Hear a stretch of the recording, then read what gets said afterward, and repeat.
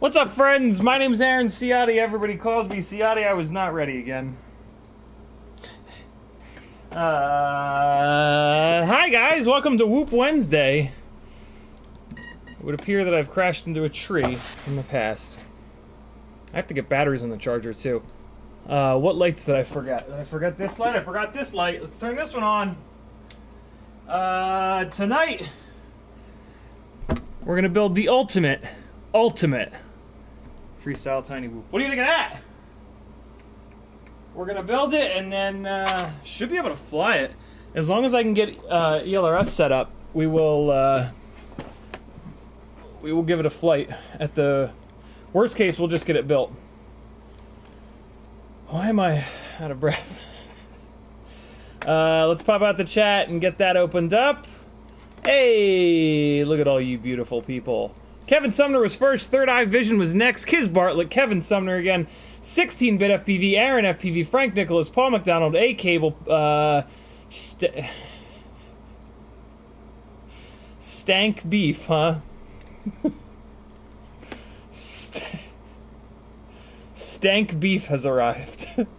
Mr. Huggy, Bulldog FPV, Chopper FPV, Bobby Bags, Mr. Huggy, Michael D, CMYK is in the house, Aircon, Northern Tier, I am Gross 98. We'll leave it there. If you want the gangly man to say your name, you gotta get in early, you gotta say something interesting. No, you don't. You just have to say anything. This is also a Q&A stream. If you've got any questions, tinywhoop or quads or life-related, feel free to drop it in the chat, and we'll talk about it. First thing I need to do is get some batteries under the charger.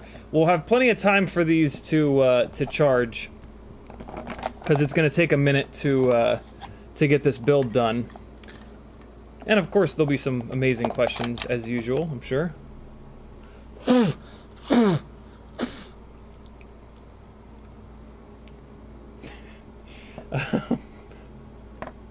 Your guess is as good as mine. Hey, we also have we have some mailbag stuff. Not much, but a couple semi-interesting mailbag things that we can take a look at and talk about. Any new products that that you guys want to chat about? I probably won't know anything about them because I've been living in a weird world of make-believe lately. But and by make-believe, what I mean is like I'm just I'm a little behind on new products and whatnot. I'm gonna be charging up 3 Weebleed FPV 300 mAh BT 2.0 folded cell batteries, 1 Tattu BT 2.0 300 mAh battery, and 1 Emax 300 mAh big fat boy BT 2.0 battery. And that's what we're gonna fly tonight after we get some building done. The build that we're gonna do is called the Ultimate Freestyle tinywhoop, because we already kind of have an Ultimate Freestyle tinywhoop, and I already kind of think that it is. It's the Mob6 ELRS with the tinywhoop.com 0702 30,000s in the Meteor65 frame converted over to BT 2.0. I think this is it. I think this is the one. This build that we're doing, my biggest problem with it is we're gonna have to direct solder the motors, which is a royal pain in the ass. So if you hate yourself, the build tonight is the one for you. If you don't hate yourself though, this is it. The flight dynamics are absolutely phenomenal. It's super durable. There's no weirdness with like the location of the USB. There's no direct soldering. There's no bullshit.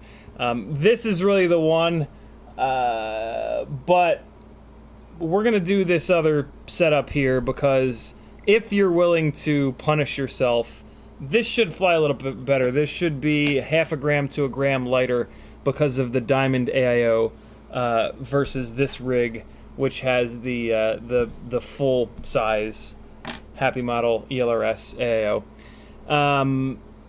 So yeah, we'll give that a shot. I'm very annoyed that it's direct solder, because basically what that means is that I'm gonna have to potentially destroy a set of tinywhoop.com 0702 30,000s by cutting the connectors off. Sure, I could you know, solder wire to wire 12 times to put connectors back onto them, but that's just absurd. So yeah, I'll have a set of 0702 30,000s that are direct solderable. If I have problems with this Diamond AIO, I've not heard of anybody having problems with this AIO, so it'll probably be totally fine, but God forbid I do have problems with this Diamond AIO, these motors will find their way onto a Newbie Drone AcroBee board, because they put solder pads on those boards. So yeah, I mean, the rig will find a home, or these motors will find a home. It's like playing fucking whack-a-mole with the lights around here. Someday I'll turn them all on before the stream. So yeah, that's what we're gonna do. And I've got a really cool little BT 2.0 lead here that tinywhoop.com makes, and they double the wire over. What? Why? Why is that not working? What? Come on now. What is your deal? Nope, that ain't the one. What? Why is it? Why? What? Oh, I mean, I kind of need that. I kind of need that to work. What? Did it, like, all the way die? Hold on. Hang on. Trace a couple of these wires. Is it back? No? What the hell? I really need that to work.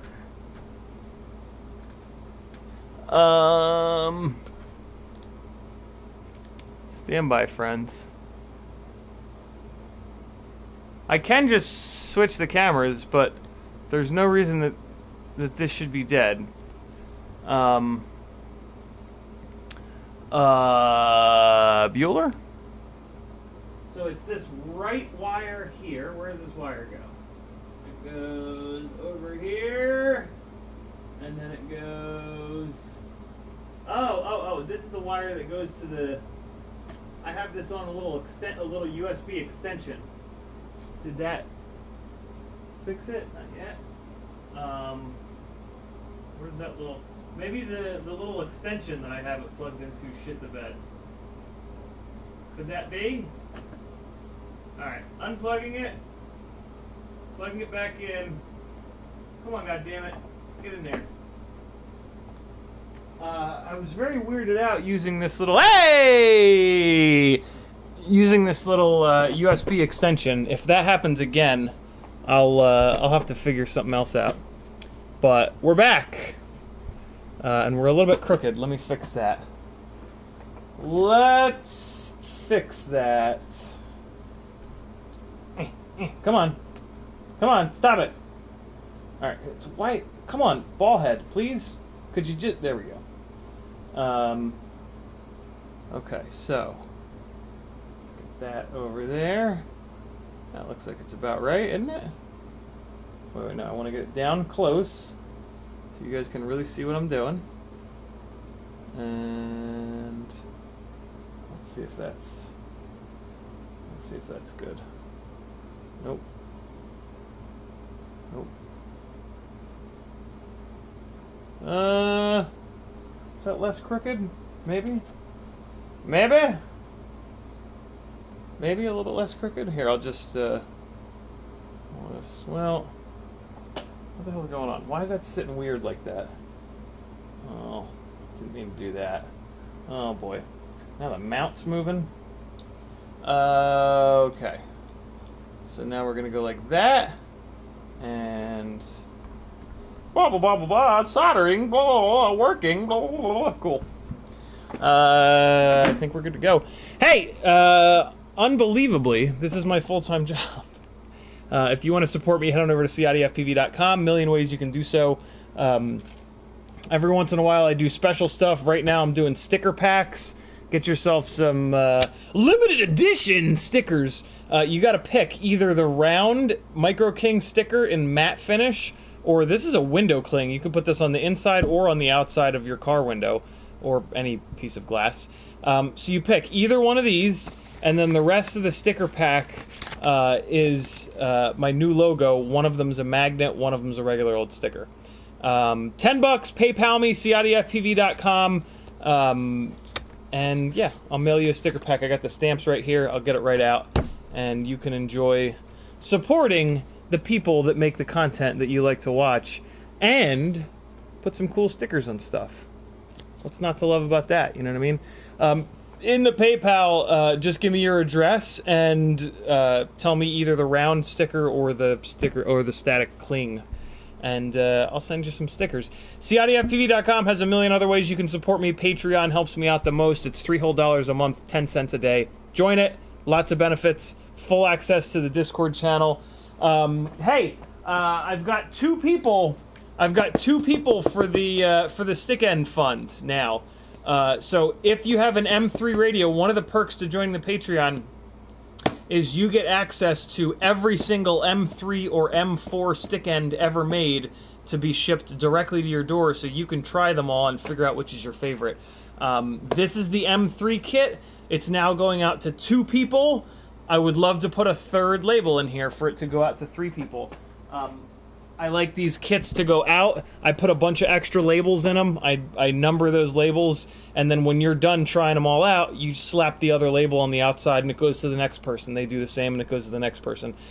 So anybody with an M3, a transmitter that uses M3 stick ends, now is a great time because that is about to go out the door. So yeah, it's broken down on the Patreon channel if you're a patron. I'm sorry, Discord rather. On the Discord, if you're a patron, you'll have access to a text channel called Dickens, because I'm 9 years old. And in there, it explains exactly what's going on. And basically, you just have to cover shipping, and you'll get on the list, and yeah, you'll get to try all the stick ends. The folks that have received these 2 boxes, there's 1 box for M3, 1 box for M4, have been like, holy shit, this is the coolest thing ever. Because you can't tell if you're going to like a stick end unless you try it, and having them all in front of you is really amazing. Remy Tim liked it so much, he did an actual live stream where he tried them out, and he was just like, yeah, this is great. So get in on the game. If you're M4, it's fine. I'll send the M4 kit out. But right now, the M3 kit is about to go out. So if you're on an M3 transmitter and you want to try the stick ends within the next month, you got to jump on it now, because it's going to go out, it's going to stay out, and then it's going to come back. And if you do this a couple days from now, then it'll go back out to you. So there you go. Let's get caught up on chat here. Paul McDonald says, man, I'm up in San Jose right now. Thought I would have daytime to fly and morning/night work, but these projects were scoped for shit. We're looking for a good PM, LMAO. I was a good PM. Maybe I will be someday, but not for a while. Stank Beef says, best wishes, CiottiFPV with the Diamond F4. I'm on my 3rd one in 3 months. Jesus. ELRS version plus 25,000 tinywhoop 0802 eats through the MOSFETs, and the other ELRS has random RX losses. Fun setup, but fragile, plus no quality control. That's not great. Well, does it not use the same FETs as the full-size one? Looking for the FETs here. Yeah, they're those little FETs. Oh wow, no, they're really small on the Diamond. Well, we'll find out. We'll find out if it's too fragile, because good lord, am I hard on gear. So yeah, interesting. I had not heard that. I mean, it's HappyModel though, right? So we shouldn't expect any quality control. But that's a bit much. What you're experiencing there is a bit much. But I've already got the damn thing, so let's see how it is. Let's pound on it, and we'll see how quick it blows up. Damn.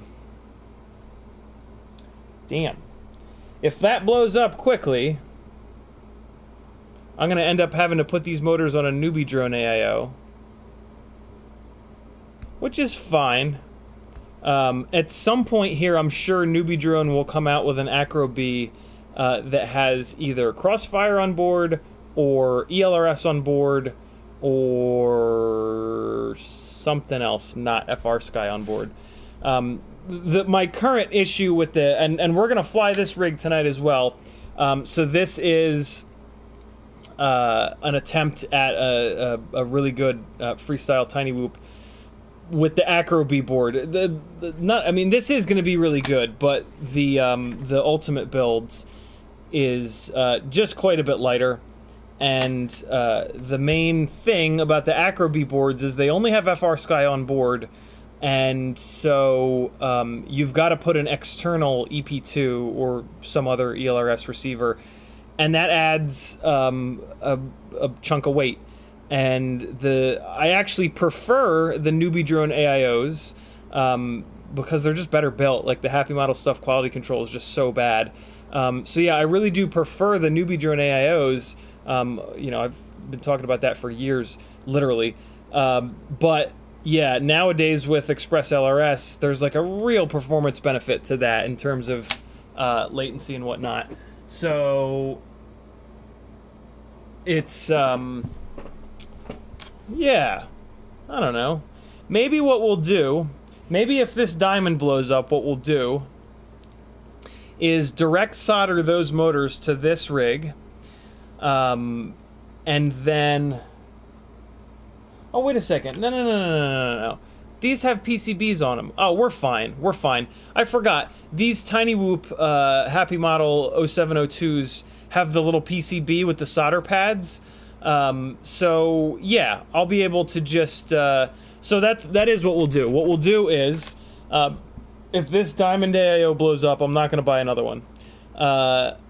I'll take these motors and we'll do we'll put them onto this build, and I'll just solder on a set of the Newbie Drone connectors so I can just connect them directly up to this, and then I'll either leave this, there's an EP2 on here, I'll either leave the EP2 on here, or maybe I'll pull the EP2 off and we'll have an FrSky rig, and I can kind of see if I can tell a difference. We'll see which rig I fly better. This guy with the AcroBee board with FrSky, with the onboard FrSky, it should weigh pretty much exactly the same as this rig, but it'll have the, you know, Newbie Drone AIO versus the HappyModel AIO, and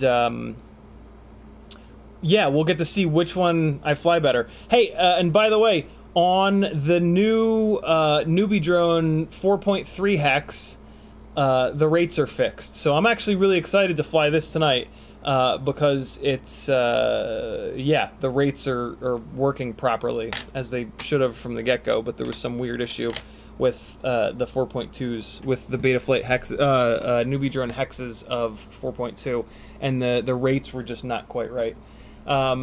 So cool. Yeah, we've got a little backup plan if this Diamond doesn't survive. Thanks for the feedback, Stank Beef, and thanks for having a hysterical name. Bulldog FPV says, what's up? He also says, bets on how late Ciotti is to the stream. I was 3 minutes late. 3 minutes. I was hanging up the beautiful We Bleed FPV gates, which you guys will get to see in a little bit here. It's looking good. It's starting to look good down here. You guys are going to get to see. I'm about to... after the stream tonight, I'm gonna... Hey, by the way, I started the stream an hour early than normal tonight. Next Wednesday, I'm gonna start it another hour early, at 6 p.m. So ignore this, because this is... Yeah, I want to try to get this stream... Actually, let me do this. I'm actually gonna change this. Wednesday at... We're gonna say 6. Because, yeah, next week it's going to be at 6 o'clock. According to my analytics here on YouTube, my subscribers are much more active at 4 and 5 o'clock than 8, 9, 10 o'clock. On Wednesdays, I don't follow anyone else, right? Like Sunday, I follow Joshua. Monday, I follow Joshua. Friday, I'm right before Bot Grinder. So Wednesday is really the day that I can pick my time, and so I'm going to be playing with slightly different time slots on Wednesdays to see what's going on, to see if maybe I can grab a different group of people. You know, right now all the streams are either 7, 8, or 10 o'clock. Well, I guess except for Sunday. But yeah, I don't know. It makes sense to try to have different time slots for different people, right? Like if you work a weird not a weird, but if you work a shift that prevents you from watching at 8 o'clock or 10 o'clock or 3 o'clock, if I've got a 5 o'clock stream, maybe you can get in on that one. So yeah, we'll see. We'll see what happens there. Fair warning. Michael D says, ready for whoop. CMYK says, Wednesday already. What's up, collective? Mr. Huggy says, first question of the day, in case I fall asleep before you get on. Why don't manufacturers make 1S whoop boards without the receiver and VTX on, especially now that ELRS no longer supports SPI? I think the right answer is wait. Adding an external receiver and an external VTX adds a ton of weight to a tinywhoop. That being said, I think there have been 1S whoop boards that don't have VTXs or receivers on them in the past. I just think that, you know, lately they've been getting on the lightweight bandwagon, which is really nice. I'm really happy that they are, because it makes a huge difference having everything built in. And it makes the build a lot easier, right? Like, tinywhoops are already kind of intimidating to build because they're so small. And then, yeah, trying to cram an external VTX and an external receiver on an impossibly small little frame can be really, really difficult. So yeah, I'm actually all in on the onboard VTX and onboard Express LRS. Express LRS version 2 is completely fine. You know, I don't really see any benefits in 3, which I guess is what doesn't support SPI anymore. So yeah, I don't think there's any real issue with running the 2 point whatever Express LRS through SPI. Although I think that the manufacturers can build the onboard Express LRS to work through a UART, right? I think that's true. Who's that? I heard somebody coming down the stairs. Ramdago says, I'm on Smako, so leave me alone. What does that mean? A Cable tagged me, didn't say anything, just tagged me. He says, how's it hanging? Short, shriveled, and to the left, as always. CMYK FPV says, what do you think about the new GoPro Session? I hope it's lightweight. If you guys haven't seen it, there's a leak about a potential new, what are they calling it? GoPro Hero Mini, I think. I could probably pull it up real quick. GoPro Mini. I saw you! GoPro Hero 11 Mini. Let me try to find a better picture of it. So maybe this is fake, fair warning, but this is pretty exciting. This would be pretty rad. 11 black mini. I mean, it looks awful real. Kind of annoying that it's offset, but no big deal. In theory, they'll be sold at Best Buy, so we'll be able to get the, here in the US at least, we'll be able to get the Geek Squad protection plan, which is amazing. This is a purple squirmel. Look at that.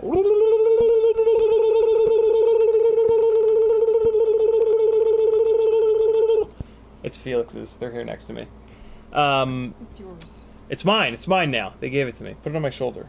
Is it on my shoulder? Yeah. There it is. New mascot, friends. New mascot. Wait, no, I'm going to put it on my other shoulder so it's in the light. See how long before it falls off and I don't notice it. So yeah, this is super, super, super interesting. It doesn't have any screens on it, which is great for durability. I think durability is going to be the big thing, right? Like if it's lightweight, that's great and all, but for us, it needs to be lightweight and durable. The Geek Squad protection is great and all, but man, like 30, 35, 40 bucks per blown up GoPro can really add up fast, for me at least. So yeah, this is super exciting, but I don't know. It's, I'm not getting my hopes up too high, because if it's based on the Hero, it's probably not going to be all that durable. And I straight up can't afford to fly Heroes. They are just not durable enough. Oh, this is interesting. They put a little, they've got a mounting plate on the back as well as on the bottom. I hadn't noticed that before. It looks like it's getting awful hot. They're putting ribs on the back for our pleasure. which will make putting it into a mount kind of annoying. But I mean, whatever. This is a big deal. If this is lightweight, it's really, really, really going to be good for us. So this is pretty exciting. I'm cautiously optimistic. I would love it though if they would do a proper session in the cube format. I think the cube format is really the jam. There's Felix. They're sneaking their little head in. Trying to get it so you guys can see the eyes. There we go. There's their arm. So yeah, GoPro Hero 11 Mini could be really cool. Could be really, really cool. Could be a complete nightmare. Nah, it won't be a nightmare. I mean, it has to be cheaper, right? Because it doesn't have the screens. And it's certainly going to be lighter because it's a smaller frame. It'll either have a smaller battery and the same battery life, or the same battery and more battery life, right? Because no screens. So it's a win for us no matter what, but it could be a huge win, or it could just be a little bit better than... I mean, I don't know a world... I can't see a world where any of us would buy the full-size Hero anymore, right? Like, that would be... They might as well call it the Hero 11 FPV. Because, yeah, I mean, we just break the screens right away anyway. And from, like, a cinematic perspective... Every once in a while, it's nice to have the screen. Like, I can pull the GoPro out and, like, show people the footage. But I do it on my phone. I would rather do that on my phone. It's a bigger screen, and I'm not, like... Yeah, I don't know. But I'm excited. I'm very excited. I hope it's durable. I really hope that they spend some time figuring out how to make it anywhere near as durable as the Session. That would be just incredible. Where are we at here? Ramdonko says, if you streamed late in the evening, I'd be sober in the I'd be sober XX in the morning. Hopefully it's just a phaser. We don't want that. We don't want you guys to be sober. Steve E is in the house. He says it's 104 degrees there today. Jesus Christ. And that's a dry 104. Ron V, thanks for subscribing, homie. Welcome to the madness. Kevin Sumner says, what do you think about Newbie Drone plus JB's new XT60 to barrel cable? I love it. I just watched it last night. Yeah, I don't use those cables. I still prefer to have the battery on the side of my goggles. But I am going to get one of those cables because it solves all the problems of the cables. And they're really nice to have. It's really nice to have those cables in case, you know, something weird's going on. So, yeah, I love it. I love it, love it, love it, love it, love it. Michael D says, when I order a tote bag, should I do it through Teespring or just PayPal you directly? You have to do it through Teespring, Michael. I don't have any of the tote bags here. So yeah, any of like the shirts, mugs, tote bag, any of that stuff that's on Teespring, I don't have any of that here. I guess I could technically order a couple of the tote bags and then manually ship them out to you guys, but like I would have to pay their shipping to me, and then you would have to pay me shipping, so like it would probably be more expensive to do it that way. So, yeah, just do all that stuff through Teespring, and you guys will get it directly from them, and then you'll get good tracking and all that fun stuff. Ramdonko says, Shutterbug equals cuts it so fine. I have absolutely no idea what that means. What's that mean, Ram?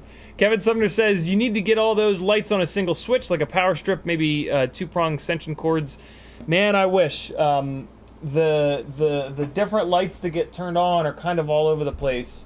But I am, right now, the setup is very, like, just get something set up.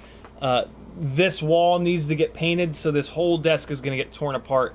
And I'm going to reset everything up. So, like, all my gear setup right now is, like, very just temporary. In the grand scheme of things, what I'm probably going to do is get a bunch of these lights rigged up to the drop ceiling. I'm going to get a bunch of 1/4-20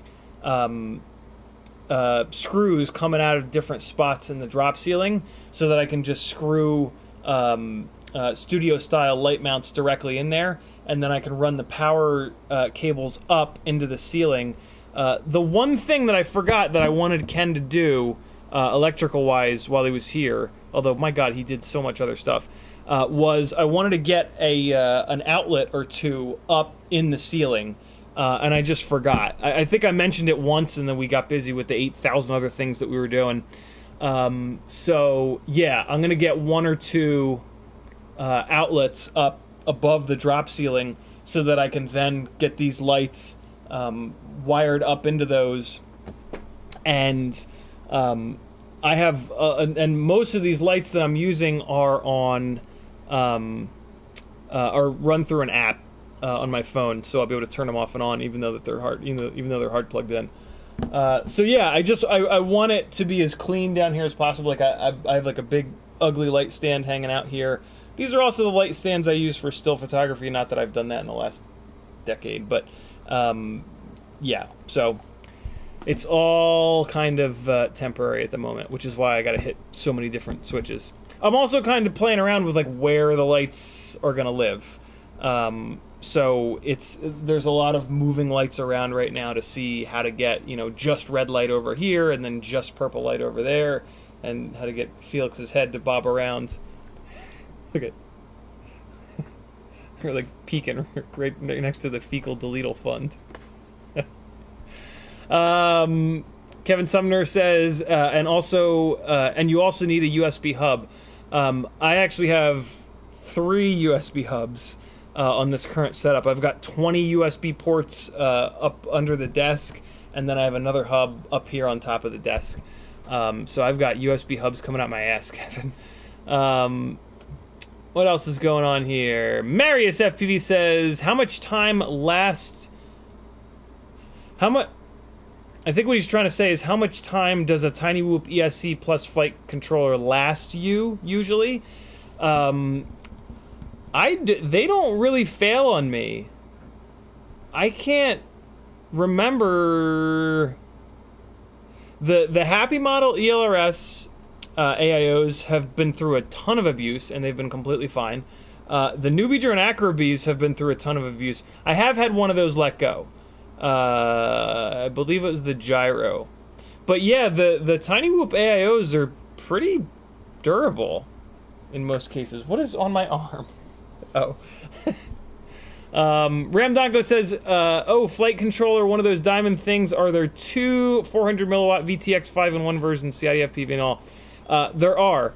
There's the diamond, and then there's also the X12 that comes with the Mob7 ELRS. Both of those will run the VTX up to 400 milliwatts. I do not recommend you do that, though. Tinywhoops are really meant for inside, so you're really not... 400 milliwatts inside is probably going to make the situation worse because it's going to create worse multipathing. I guess, and I'm going to be building the X12 into a toothpick. With a toothpick, it would kind of be nice to have 400 milliwatts, so I mean, we'll see. But yeah, I'm going to try really hard not to use 400 milliwatts because that's an awful lot of power and heat to be going through an AIO that's got ELRS on it, which is also going to get hot, and the ESC. There's a wild Felix under the desk. Kevin Sumner dropping the link to CiottiFPV.com. Thank you, brother. Ramdonko says, good cue. I am Gross98. I'm Gross98 says, do you have a HappyModel X12 flight controller AIO board on hand? If so, could you do a weight comparison with the Diamond board? It's a really good idea. I am Gross98. Hold on. Let me go grab it. Oh, it's right here. It's right here. All right, so this isn't going to be a super... Well, I can do a super fair comparison. Hold on. Let's see. What I was about to say is it's not going to be a super fair comparison because the Diamond does not have a PH 2.0 lead connected to it, but I actually have a PH 2.0 lead right here. So let's take a look. That's a really good idea. I wish that I had a the HappyModel ELRS regular old full-size AIO to also weigh, but I don't, so, you know, sucks to be you. So 5.9 for the X12. The X12 is pretty heavy. It's a chunky bastard. Oh, and that's also got the rubber grommets in it. So, and I kind of have to. I have to use the rubber grommets anyway. Felix, you done your homework? No, no. What have you been doing up there? Goofing off? Are you up there goofing off? Yeah. Man, I remember when old people would ask me if I'm goofing off, and now I'm the old person. Oh boy. Oh boy, what has happened? How did I become the old person? I want to be the punk rocker. Alright, so we're at 5.9 for the X12. That's about as heavy as it's going to get. And then for the Diamond, I put the 3 grommets in, and there's a pH 2.0. Wow, I would have thought there'd be a bigger difference than that. 4.6. So 4.6 versus... what did I even say? 5.9? 4.6 versus 5.9. Man, that is not that much of a difference. Keep in mind, this X12 is oversized. It will only fit on the Mob7 V4 frame. The Meteor65 frame, for example, this board will not work on it. This is a great board for either a Mob7 ELRS that you're going to fly outside, although I don't understand flying tiny whoops outside. To me, this is the best board for a little tiny 1S, like 2-inch toothpick, which is what I'm going to be building it with. Building it on, rather, or with, or whatever. That's a foot. There's a foot. All right, here we go. X12 going back into the pile with the newbie drone Mosquito. We're going to see that maybe next week. You never know. Not really sure when. Oh, God. Felix is in a yoga position called plow under the desk. Ramdago says, good question. Oh, we got that? Kevin Sumner says, yes, JHEMCU has a board with UART-based ELRS, with a UART-based ELRS receiver. See? Come on, HappyModel, get your shit together.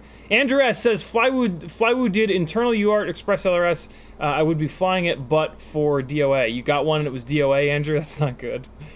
Oh, Flywoo. What are you doing?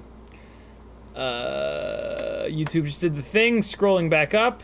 Felix, what if I have to fart? You're just gonna melt down there. Why is there a QR code? Because I peeled it off of something. Felix is under the desk right now because whenever I peel a sticker off of something, it's not a fresh sticker. I just randomly reach under the desk and stick it down there. So there's got to be like 50 stickers under the desk. I'm gonna count them and tell you. All right, they're gonna count them and tell us. Ramdanko says, "What's she doing?" Equals lurking. She's lurking. That's it. She's lurking in the. Usually we lurk on the internet, right? But there's some lurking action in real life right now. Denzel says, "Yo, Felix and CiottiFPV, good to see you." Michael D says, "Just became a patron." Thank you, Michael D. Very cool of you. And that actually reminds me, I've gotten a bunch of new patrons. Thank you guys so much for that. I don't know what happened. So at the end of every month, anybody who's not set up on Patreon as like automatic billing, they drop off, and sometimes they won't renew. It's somewhere in the 50s. It's in the damn, I was pretty close. Somewhere in the 50s. So every month, at the end of the month, I will lose a bunch of patrons. A lot of times, those folks will come back. For whatever reason, this month I lost a bunch, and they haven't popped back up yet. So my Patreon took a little bit of a hammering. And I've been talking about this for the past couple of streams, and a bunch of you guys have joined for the first time. So that is super, super, super cool. I really appreciate that.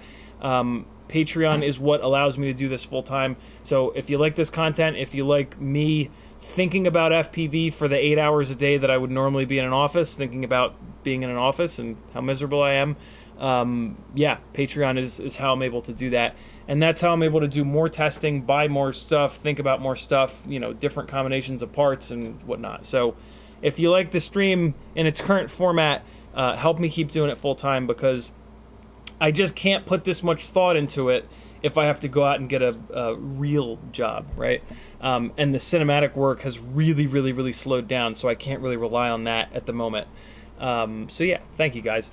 Michael D FPV joining the Patreon. Thank you, homie. I'm gonna go through my emails real quick, and actually, I'm gonna show you this email here because we've been talking about this, and it's a good chance to show you. So this is a We Bleed FPV, email blast, and yeah, they've got a bunch of 0702s coming out. They've got 24,500s. They've got I can't see it. 24,500, 26,500, and 28,500.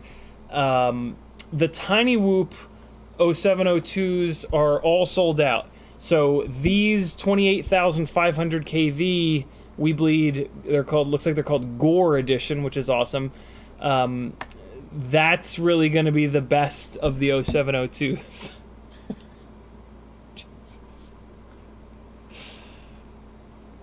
Keep going. Get out of here. Yeah, so We Bleed FPV to the rescue. We've got some high KV 0702 options. HappyModel sells a 26,000 kV 0702. If you were gonna buy that, you might as well support We Bleed FPV and get their 26,500. To be honest, you want the 28,500. The 0702s are perfectly matched with the Gemfan biblades, but they need RPM. They really like RPM. And if it's too much power for you, you just go into the PID tab and just motor limit them down to 90% or 85% or 80%. And then there's, so there's really no reason not to get these high KV ones. And yeah, I'm assuming that these are made by HappyModel. Maybe they're not, though. But my assumption is that they're made by HappyModel. And that's a good thing because we've tested them to death and they're good quality. So this is super exciting. All right, I gotta dig back through my emails real quick here because I have forgotten to give shout outs to the beautiful people that have joined Patreon recently. And that's not cool. Dead Chicken FPV joined Patreon. Thank you, homie. He is on the 5-inch tier, ready to win some 5-inch gear. This coming Monday is a giveaway stream. So before then, if you jump onto my Patreon on the $5 or more tiers, you'll be entered into this Monday's giveaways. 4 giveaways every other Monday. And 3 of those 4 giveaways are Patreon specific. So jump on there. You're going to love it. Hold on, let me... Man, my email is just a war zone. Just an utter war zone. Where did that email go? There it is. All right, cool. Got that. And who else has joined? Let's take a quick look here. Fat Pastor joined the Patreon. Welcome, Fat Pastor, to the collective. Welcome all you guys to the collective. That's what us nerds call ourselves. Looks like a couple of folks have sent money for the sticker packs. Thank you very much. I'll get those shipped out tonight. My Pyro drone order is here, so I can delete this email. Let's make that unread. Marcel Off Axis FPV joined the Patreon. Welcome, my friend. You are now an official member of the collective. If that makes you happy, I love it. If it makes you feel like a nerd, well, it's okay. Nerds run the world now. Stan FPV shipment is on the way. That's exciting. Robert Gross joining the Patreon. Thank you, brother, for the support. Welcome to the madness. And then Emil Jekov with a super generous Patreon subscription. Thank you, Emil. Very cool. Emil, if you're here, what's your YouTube name? Some of you guys, I can like relate your human PayPal name, Patreon name to your YouTube name. Sometimes not. Thank you so much, Emil. Very, very, very generous. Emil is now on a tier that's going to have him. So if you go high enough up on the tiers in Patreon, you get entered into all 3 of the Monday giveaways. So you guys are going to see Emil's name before you know it winning something, because getting entered into all 3 of the giveaways is a really good way to win. So very cool, Emil. Thank you so much. Super generous of you, my man. And I think I'm caught up. I think that's... I think that covers all of the new patrons. Thank you, guys. Very, very cool of you. While you're on Patreon, surf around a little bit. There's some really cool people on there. You know, like, Patreon is just a beautiful thing, in my opinion. It allows people that have kind of a weird workflow to make cool shit. Right? And it allows you to get like a lot of behind the scenes stuff and to like just feel like you're supporting a person rather than supporting a company. There's nothing wrong with supporting companies, but like supporting a person is a whole different kind of vibe, and I love it. I really dig it. It's super awesome. So Denzel said, no, we got that. And Stevie says, what's the best 4-in-1 AIO for a 65mm frame that is ELRS but no VTX? Motor plugs or pads for an HDZero Whoop Lite build? What a good question. I am not really up on the AIOs other than the HappyModels at the moment. I really prefer the VTX to be on board, so I haven't been paying much attention, if I'm completely honest. Is this in here sideways? What's happening here? Why does this camera look sideways? It's because it is sideways. Why is this camera sitting in here sideways? What the hell? What's happening here? This, oh,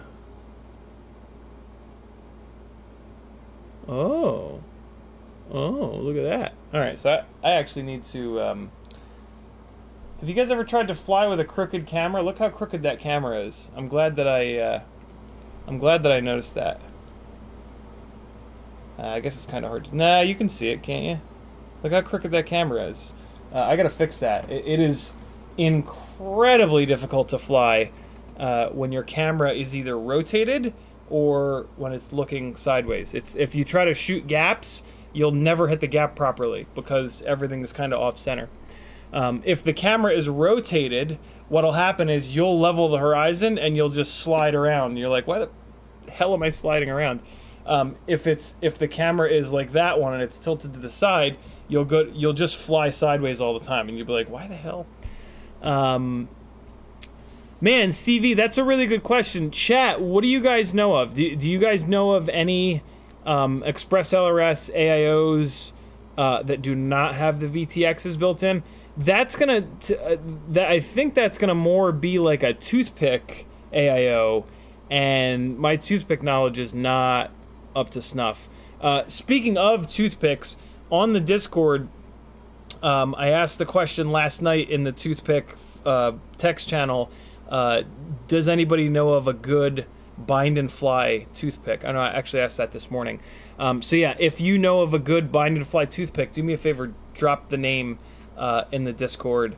And I'm doing a toothpick section. I've already done it, but I'm beefing up a toothpick section for Joshua's website, FPV Know-It-All.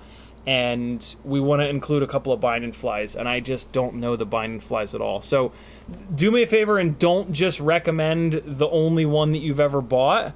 If you've had more than one, or at the very least, if you've like looked around and you know that that yours is one of the good ones, that's what I want to know. I don't want to just know what you guys have. I want to know what a good one is.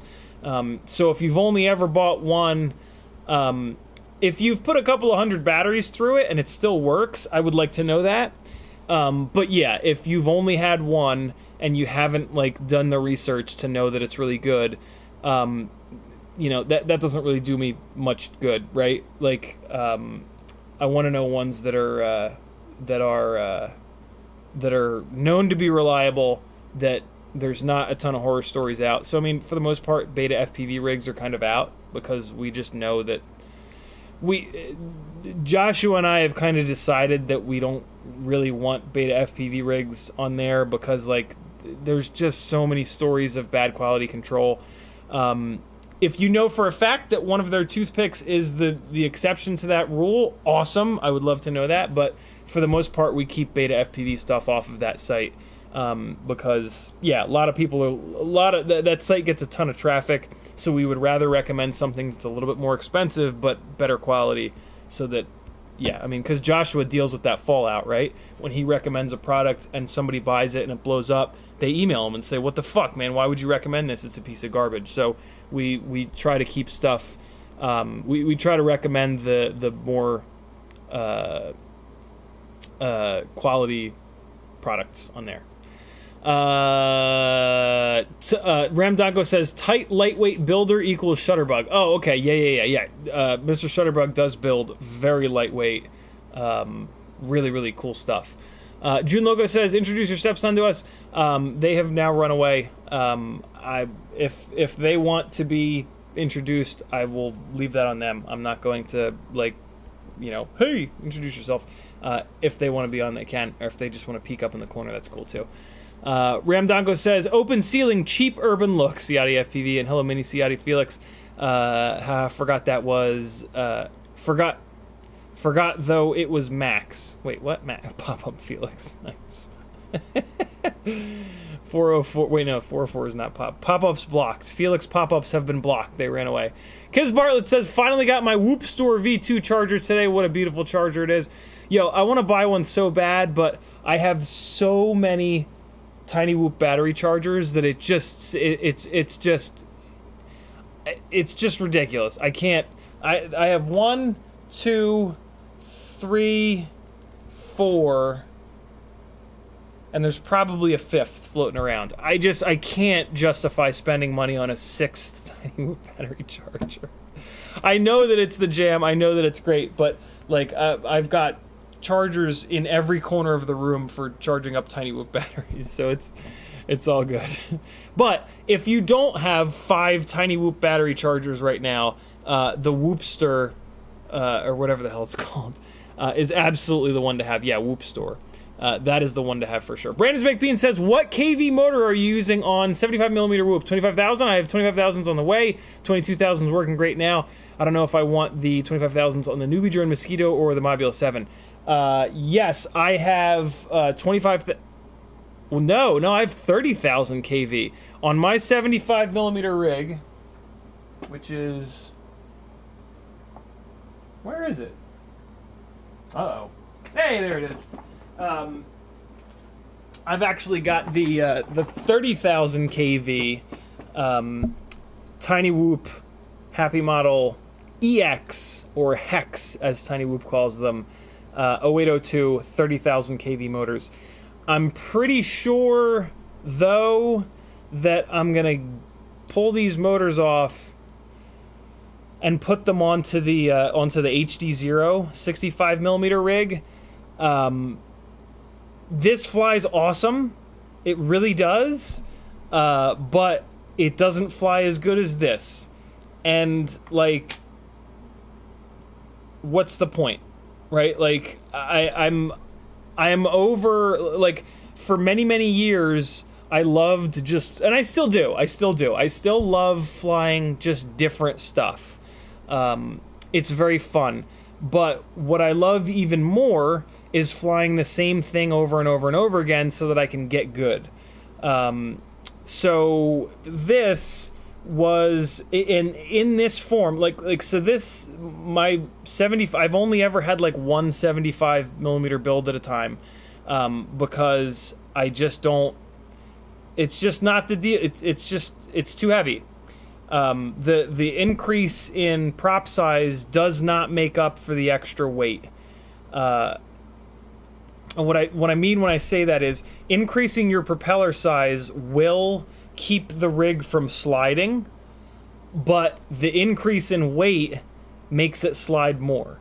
And my experience with these 75s is no matter what you do, the amount of extra weight that you pick up offsets, the amount of extra weight you pick up makes it slide an additional amount that is not offset by the bigger props, making it slide a little bit less.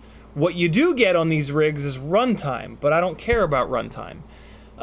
So yeah, this is as good as I've ever gotten, and I think I will ever be able to get a 75mm to fly. Technically speaking, I could put a Diamond AIO in this, and then it would be a little bit lighter, and then it would be a little bit better. But no, we're not doing that. So yeah, this is as good as I've been able to get it, and it's still not good enough. We're gonna fly it again tonight. We're probably gonna fly it again maybe next Wednesday, but then that'll probably be it because I want to get that HDZero Mob 6 up in the air. So yeah, these motors are gonna come off, and these are gonna go onto that rig. And the rest of the build here, the frame will just be, it'll just sit and wait.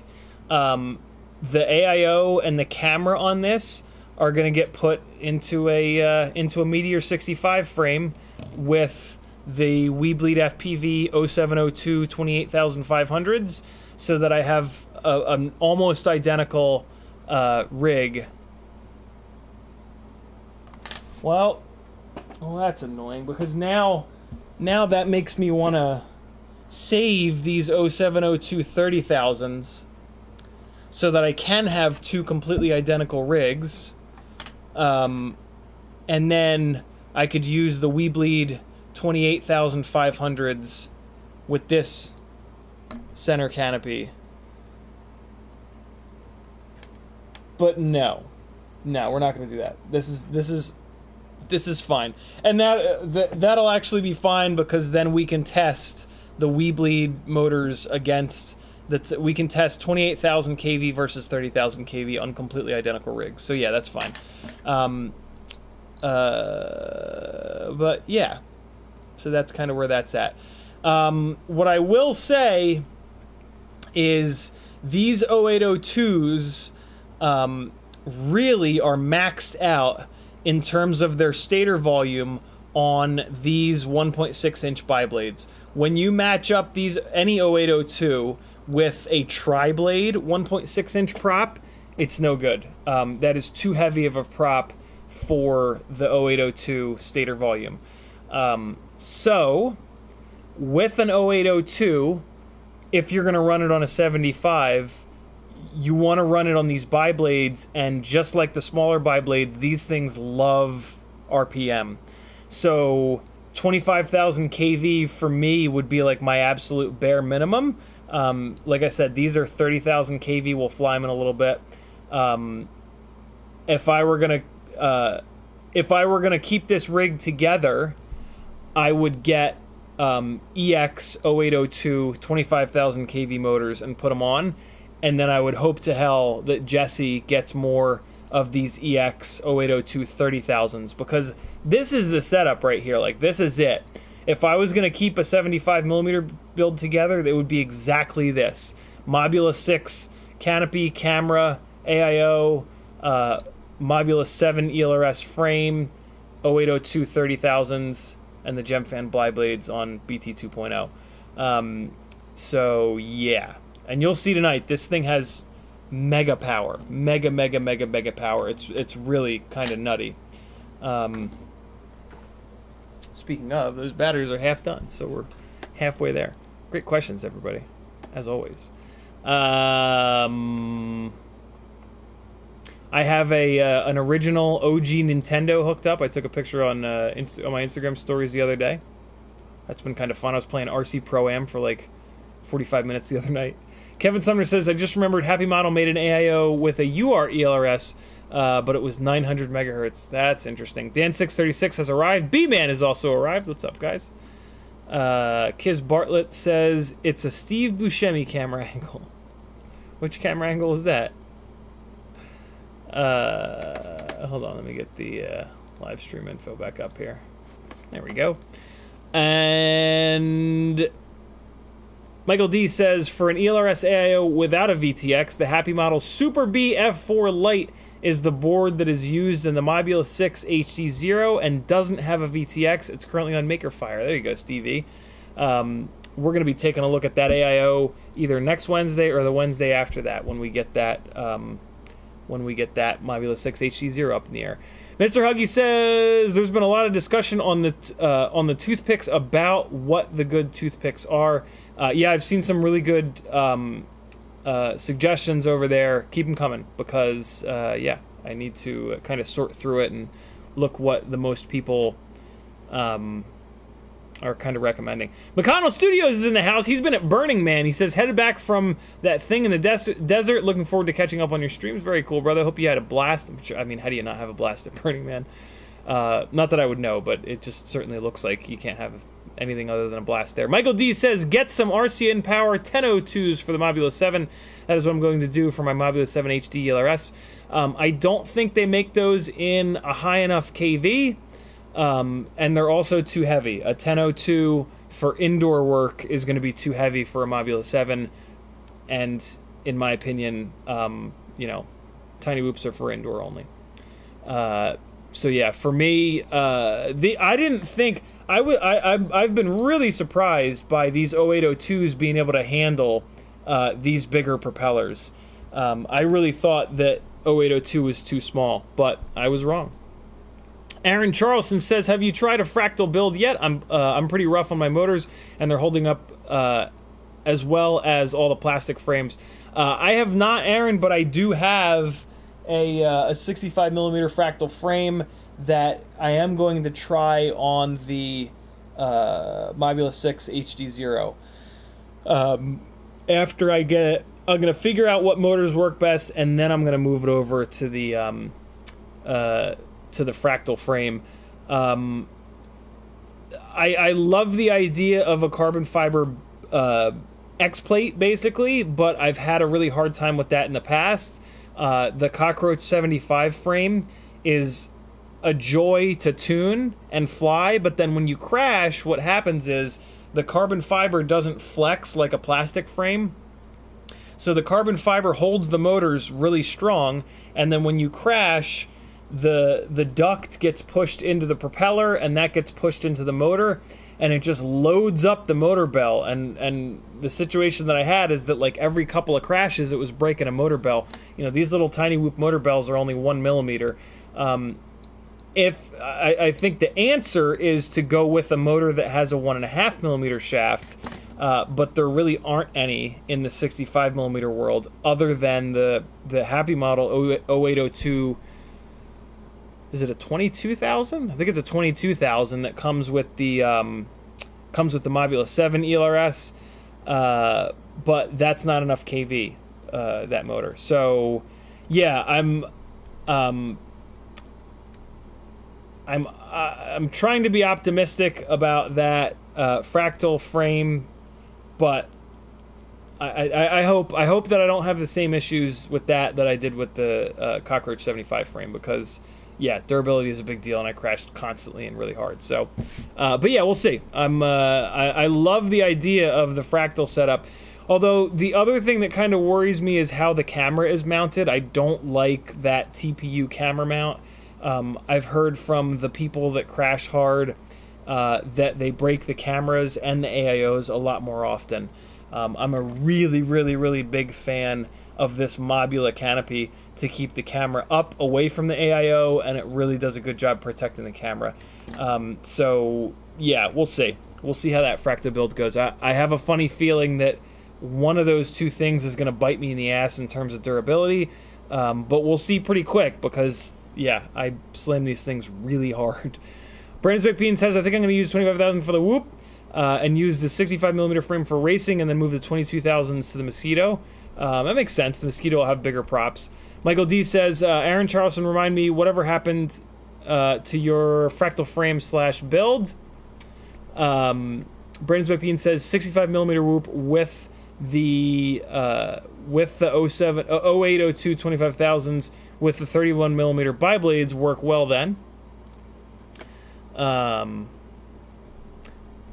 And just like that, we're caught up on chat. Awesome.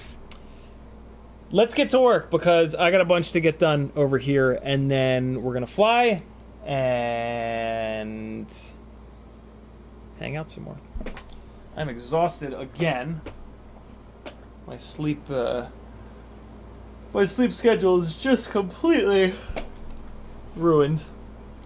Hey, we also need to, I need to change this fecal deletal pump fund because somebody came out to do an estimate on replacing it, and they were able to fix it by unplugging it and plugging it back in. I talked about it on the stream a couple nights ago.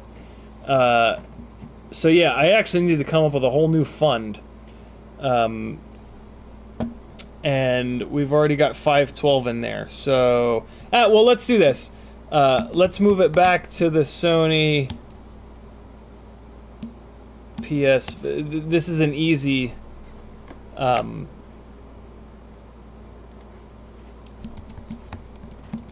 easy. No, that doesn't work. We'll just do that. Yeah, this is an easy thing to kind of put in here, and they do cost $1 billion because they're not in stock anywhere. What do they cost? Like $1 billion? Let's call it. I think to actually get them, it's like that much ish. Aren't they absurd? And you know what? I'll have to get like. I don't think that they use the same controllers, so let's do that. I'll need to get like at least one extra controller. Hopefully a couple extra controllers. I love playing multiplayer video. Like, playing multiplayer video games is really it for me. If it's not going to be multiplayer, I'm not really interested in it. What is that? Why is that going to be like exactly in there? June Loco says woke snail fund. Denzel says, "Are you serious? Unplugged and plugged back in." Yeah, I know. Don't remind me. June Logo paid $680 for his PS5. Good lord. RC Ritter says $550 with a bunch of shipping. Yeah, no. Let's do woke snail. That makes much more sense. What's a proper Waka Flocka Flame setup called? Cost, not called.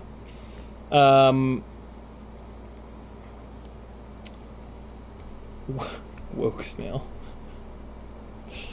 Woke snail HD fund. This is also, there's more letters in this. Let's say I don't know. Ugh, gross. So I would need goggles and Justin I with a really good question. What's the quietest whoop? Low sound, 65 or 75, Mob 6 or Mob 7? Sound is made by moving air. So the only way for something to be quieter is for it to move less air. So the lightest weight tinywhoop is always going to be the quietest. That being said, triblades are going to be quite a bit quieter than biblades. So a 65mm rig like the Mob6 ELRS on triblades is pretty much going to be about as quiet as it gets. Although you could also do the Mobeetle. I'm going to take a guess and say 800 because the goggles are probably 5, and then Kevin Sumner says Walk Snail has an add-on VRX coming. You can put it on your existing goggles. That's pretty cool. Existing goggles as in Fat Sharks? Let's just leave this here because I like to have a little fund that can sort of hang out. And then we'll dial it in as we can. As we can? That makes no sense. There we go. Alright, let's first figure out why the hell this camera is so sideways in here. It doesn't look like the canopy is sideways. Well, I guess technically it could be. No, canopy does not look sideways. So let's just yank the canopy off of here, and there's a little TPU piece which kind of locks into the Nano 3 camera itself, and then allows you to then screw it into the canopy. And I'm assuming that TPU piece has like shifted or something like that. So let's take a look here. Yeah, that's exactly what happened. That's exactly what happened. Okay, so let's get this unplugged, and then we're gonna get the camera unplugged as well. I'm trying to keep this thing as light as possible, so I actually took the shrink wrap off of the EP2 on this guy. Oh, hey, hold on. Hey, hold on. Hey, hold on. Really quick, really quickly.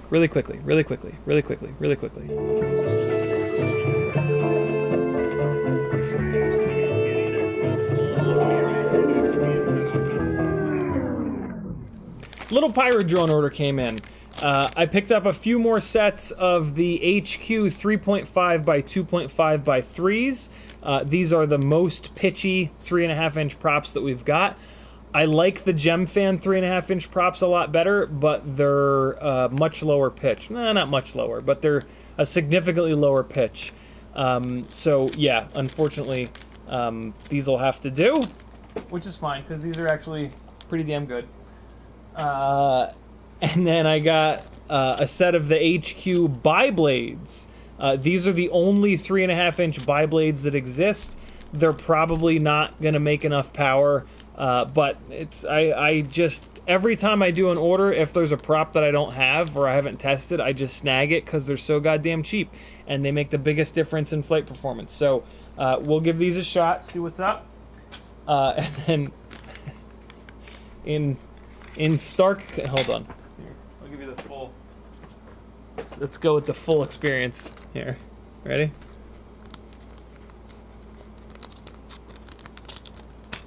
So, here are the 3.5-inch biblades. What we're gonna do here? Hold on. Ready? Ready? Wait. Oh, you can't even see it against my shirt. Wait. No, if I move this way. All right, here. Can you see that? Okay.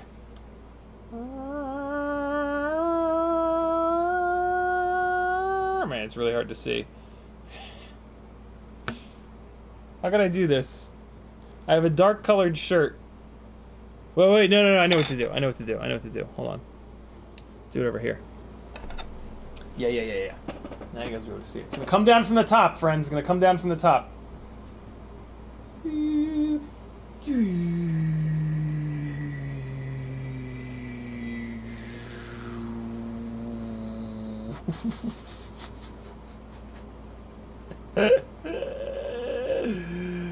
Look at this. Look at this massive motherfucker. That's a 3.5-inch biblade compared to a 7-inch biblade. Chris Rosser put out a video comparing all of the 7-inch props, and I watched that video one night drunk, and I was like, oh, I've been waiting to do a 7-inch build. Now I know which propellers are the best ones. And I already was doing I was already in the middle of a pirate drone order. So I got a set of these. These are the HQ glass fiber nylon 7 by 4.5 biblades. I've got this Cineglide up here. There's an FPVCycle Cineglide build up here that doesn't get flown all that much. Bob, today or tomorrow, I think tomorrow, should have the 7-inch Cineglide arms back in stock. So I figured, what the hell? Set of arms, extend the motor wires, throw these on there, see what happens. I've been wanting to go down the 7-inch rabbit hole for a while. but I never had like a good opportunity, and I've just seen other people struggle. A set of arms is nothing, you know, and a couple of sets of props. Right now, that rig has 2507 motors on it. I don't know if those motors are going to be big enough for these propellers, but only one way to find out. For long range stuff, it would probably be a really good combo. I'm not really into the long range thing. I need the rig to fly like a freestyle build, not totally like a freestyle, but somewhere in between. More like a cinematic build, basically. So yeah, I don't know. Maybe this will. I want to fly that rig, but I just can't. I can't find a setup that has me flying it. So it's got the big heavy motors. So on like, it's if I got a gig chasing something really fast, it would be great. But I haven't had any of those gigs, and I don't really have any ins for those gigs. So with 7-inch biblades on that rig, at least it's now an incredibly efficient setup, which could maybe find a home on a gig or two. So yeah, I'm actually kind of excited about these. The fact that they're so something that I learned from Mike at Gemfan when he was staying with me back when I was still in the apartment. Is that one of the reasons that 6 and 7-inch rigs have such a hard time with tuning is the propellers. The polycarbonate kind of maxes out at 5-inch. 5-inch is the sweet spot for the length of a polycarbonate blade. When you try to take that material and go longer than like 5 or 5.5 inches, you start to run into problems where the blades flex a little bit too much. So for like a 6-inch or especially a 7-inch or 8-inch propeller, it makes a lot of sense to change materials. And so glass nylon is definitely and you need a more stiff material, right? So we're talking glass nylon, we're talking carbon fiber, stuff like that. Carbon fiber is very expensive for a propeller, so that's kind of out. Although, I mean, I guess you're not buying many of them. All right, so yeah, there's definitely the problem. There's that little back piece, and it's just coming completely off. I think I removed. There's supposed to be screws holding this on, holding this back piece on. I remember I was trying to separate. So this is the camera that came with the Mob7 ELRS, and for some reason they've got a shitload of glue. Like they glued this TPU piece to the back of the camera, and I was trying to get this off. So I removed the screw. There's also usually screws in the corners here, and I'd removed the screws. And I was trying to get this damn thing off of the camera. There was a point where I thought this camera was jacked up, but it was what it actually was the AIO. The video system on the AIO is failing, and it looks like I forgot to put those screws back in. I would really like to get this glue off because, you know, weight Nazi and all. And it looks like I got most of the glue off. I remember I was scared to go after this glue with pliers because I didn't want to accidentally pinch the camera and break a component off. But I do have an extra one of these cameras now. So let me just... Have any of you guys seen this before? Have you seen with any of your Mobulas this fucking glue situation here? This is a little weird. Gotta be honest. It's a little strange. In a second, I'll probably get frustrated and just put the screws back in, but for right now, probably hit this with the heat gun. Yo! I used the heat gun the other day. What a tool, man! Heat gun for life.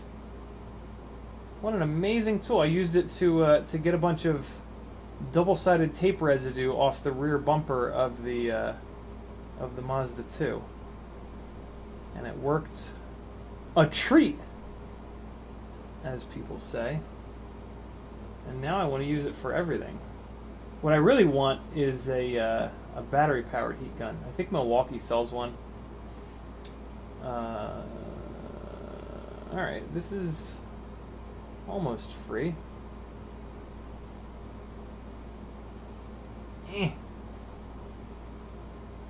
Ow! Ouch. It's gonna bleed. Man, this is, hold on, let me take a quick look with the 5X loop.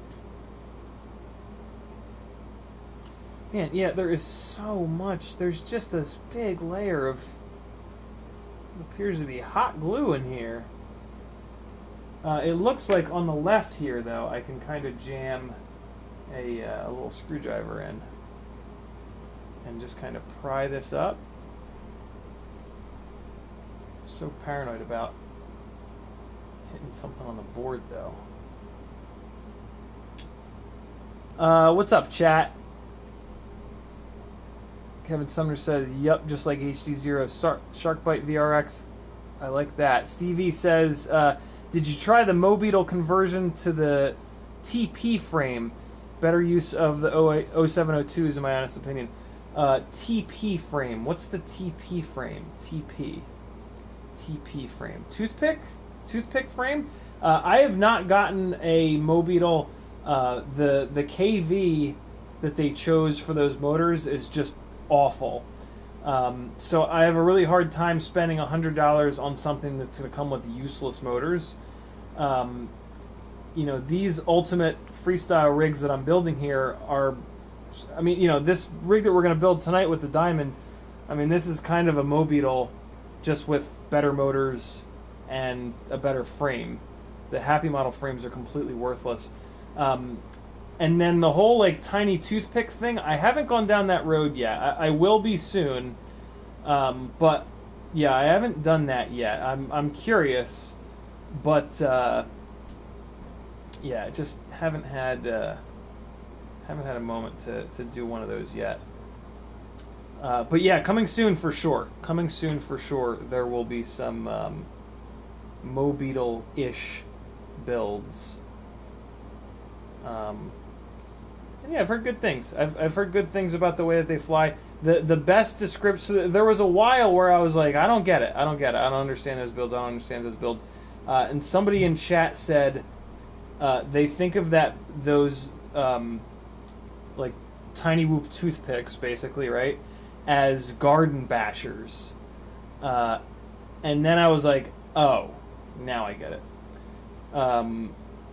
And so I'm kind of intrigued, although I don't really have the best space for that here at the house. Like, if I'm gonna fly in the front yard, it's out in the street and it's like big and open with like big old trees and whatnot. I don't have like a tight small yard to kind of fly in yet. At some point the backyard will be, but right now if I crash in the backyard, it's a complete nightmare because it's just totally taken over by kudzu. So yeah, at some point I will definitely have a use for that style of builds, but at the moment I kind of do not, which is the main reason that I haven't really gone down that road yet. But I'm excited. Before I build one of those, I'm going to be building a newbie drone Mosquito with that X12 AIO with a set of the newbie drone 1102s. I might get that built next week. So here we go. I got the. So here's the little piece I was telling you about, and I guess it's not TPU. It's molded. I swear at some point this was TPU. So this is the piece that you need to mount the Runcam Nano3 to the Mob6 canopy here. And this one is just absolutely covered in hot glue, which is very weird. I don't know why the hell they did this. I did get my Mob7 ELRS like really early, like on the first run. So my guess would be that the first runs, I don't know, maybe there was something weird going on. They were like, yo, just slam that with a bunch of hot glue to make sure that the camera doesn't come free from the little backing plate.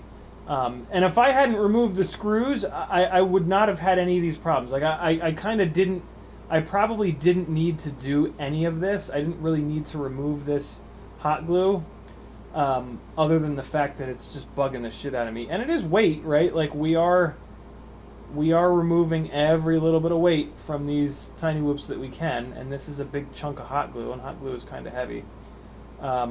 So yeah, this is a part of the diet for this newbie drone rig, and it needs all the help it can get. So yeah. But in fairness, like this is not a, you know, this glue being on here is annoying, but it's not like, yeah, if I hadn't tried to remove it in the first place, it would be fine.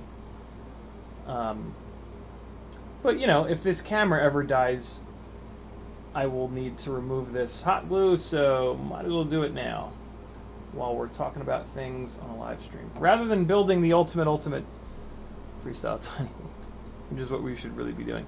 Vertizer says, dude, my prop's bigger.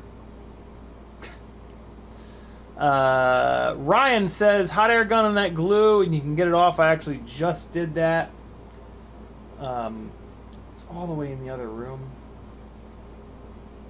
Although I'm at a point where I might actually need to go that route, because it's just not coming off. Let's try the little torchy boy, which appears to be out of gas.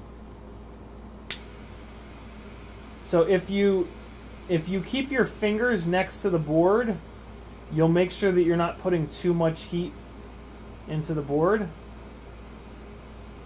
because you'll feel the heat on your little fingies. And that way you don't get the board too hot. So like now what? Now this glue is, oh boy. I mean, yeah, now what? Now what do I do? How do I get it off? Now it's all molten. If anything, now it's gonna, how do I get it off? How do I get it out of there? Tweezers? So I go in with, okay, there we go. Yeah, okay.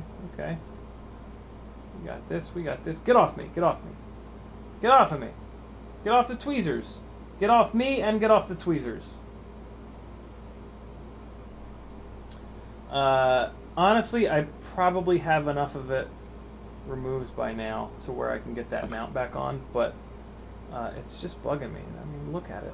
It looks ridiculous with this hot glue all over it. Calling it right now, I'm gonna ruin this camera. I'm gonna knock one of these components off the camera. Stevie says maybe some Scotch-Brite. Can't tell if kidding or real. Kiz Bartlett says, just checked my regular Mob6 and it's also caked in glue. Pretty sure that's just how they come. So I've bought 2 Mob6s and 1 Mob7 ELRS, and only the Mob7 was like this. None of the other ones have had this weird ass glue situation. So I don't know. A little weird. Not gonna lie. What's the move? Like, I'm having better luck getting it off dry, I think. Maybe not. Let me take a look if I just ripped the component off. I think I might have. Nah, I think I'm okay. Usually I can just use my fingernail, but this is so small that I can't really get up in there. Hold on now. Of course, as soon as I say that, I just think I didn't try. All you gotta do is try, yo. Sometimes.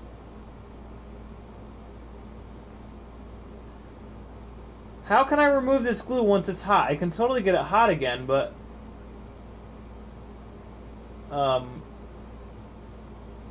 like how do we get it off once it's molten?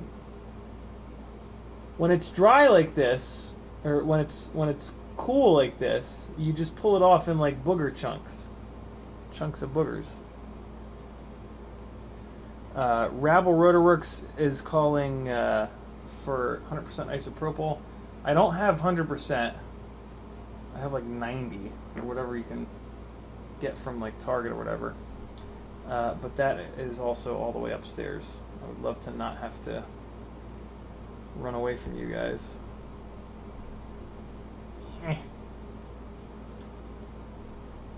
This hot glue is like breaking up. Usually hot glue will come off in one big chunk, but this shit keeps breaking up on me. Just peel off, yo. Peel off the PCB. I'm just trying to get like a big enough chunk to where the majority of it will peel off. I can usually do that, but it's not cooperating here. Let me try heat one more time. That worked pretty kind of okay. Let's try heat one more time.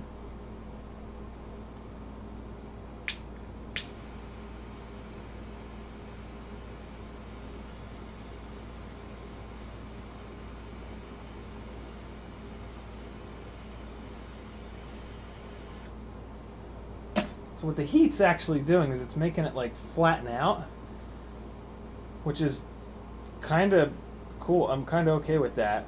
There we go. There's another big chunk. And come here. I can grab another chunk. Interesting. I've never used heat to remove hot glue like this. It actually kind of works. You just need to go in there and like give it something to stick to, and then it just kind of peels off. And it takes a little bit of it. It takes a little bit of its friends right next door with it. Well, I think at this point I have enough of it off to where the back of this is nice and flat, which is the main thing that I was trying to do, so that little mount piece will sit flat against it. So I think we're actually good. I think I can stop doing this now. And I also think that I've removed enough of it where it's not adding any significant amount of weight. Can make a pretty good argument for it not adding a significant amount of weight in the first place, but that piece would not have sat flat against it when I started, because there was just such a big blob of this shit in here. So yeah, I'm almost happy with this. There is a little blob here. Let me just get it with my fingernail. I think I can kind of get this out of here. Yeah, there we go. There we go. Place your bets on whether this camera will work when I plug this damn thing back in. Last thing I need to do here is find the right length screw that I removed. I think I know where I have them. But yeah, there's a chance that'll be a pain in the ass. Alright, well the other problem that I'm going to have is the little mounting hole here is all clogged up with the glue now, but I can probably just do this and clear that. Yeah, and that's now cleared out, so we're good with that. Jesus, what a mess.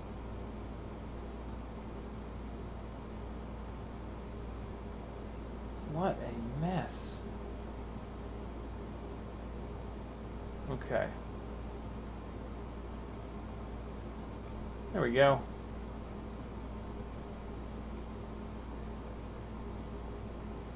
Jesus, there's so much it got on the other side. My God. All right. Denzel says, what are your favorite motors for the Glide? T-motor F40 Pro 4 in, what is it, 1850? It's either 1850 or 1950. I think it's 1850. I only have 2 KVs. The other KV is 2400, and that's for 4S. Yeah, the T-motor F40 Pro 2 and Pro 4 are the lightest the lightest of the motors that I've found for the Glide that are still durable. Most motors are as durable as one another within the shaft material. So all of the premium motors use the same grade of titanium in the motor shaft, and 9 times out of 10 what fails on a motor is the motor shaft. So if you're going to get a premium motor, you could make the argument that you should just get the cheapest of the premium motors, because that's going to be just as durable. But the cheapest of the premium motors are going to be heavier. The amount of weight out on the ends of the arms makes a huge difference in flight performance and PID loop performance. And the T-Motor F40 Pro 4s are some of the lightest. The other really light 2306s are the steel silk motors, but those are hilariously expensive, and I actually hear kind of nothing but complaints about durability with those motors. That is sort of the case with pretty much all TBS motors. For some reason, yeah, like everybody I've ever heard of that's run a motor made by TBS, other than the grinders, has complained about durability. Outside of the motor bell, like other parts of the motor having durability problems. So yeah, T-Motor F40 Pro 4, that's my current absolute favorite. They are awesome.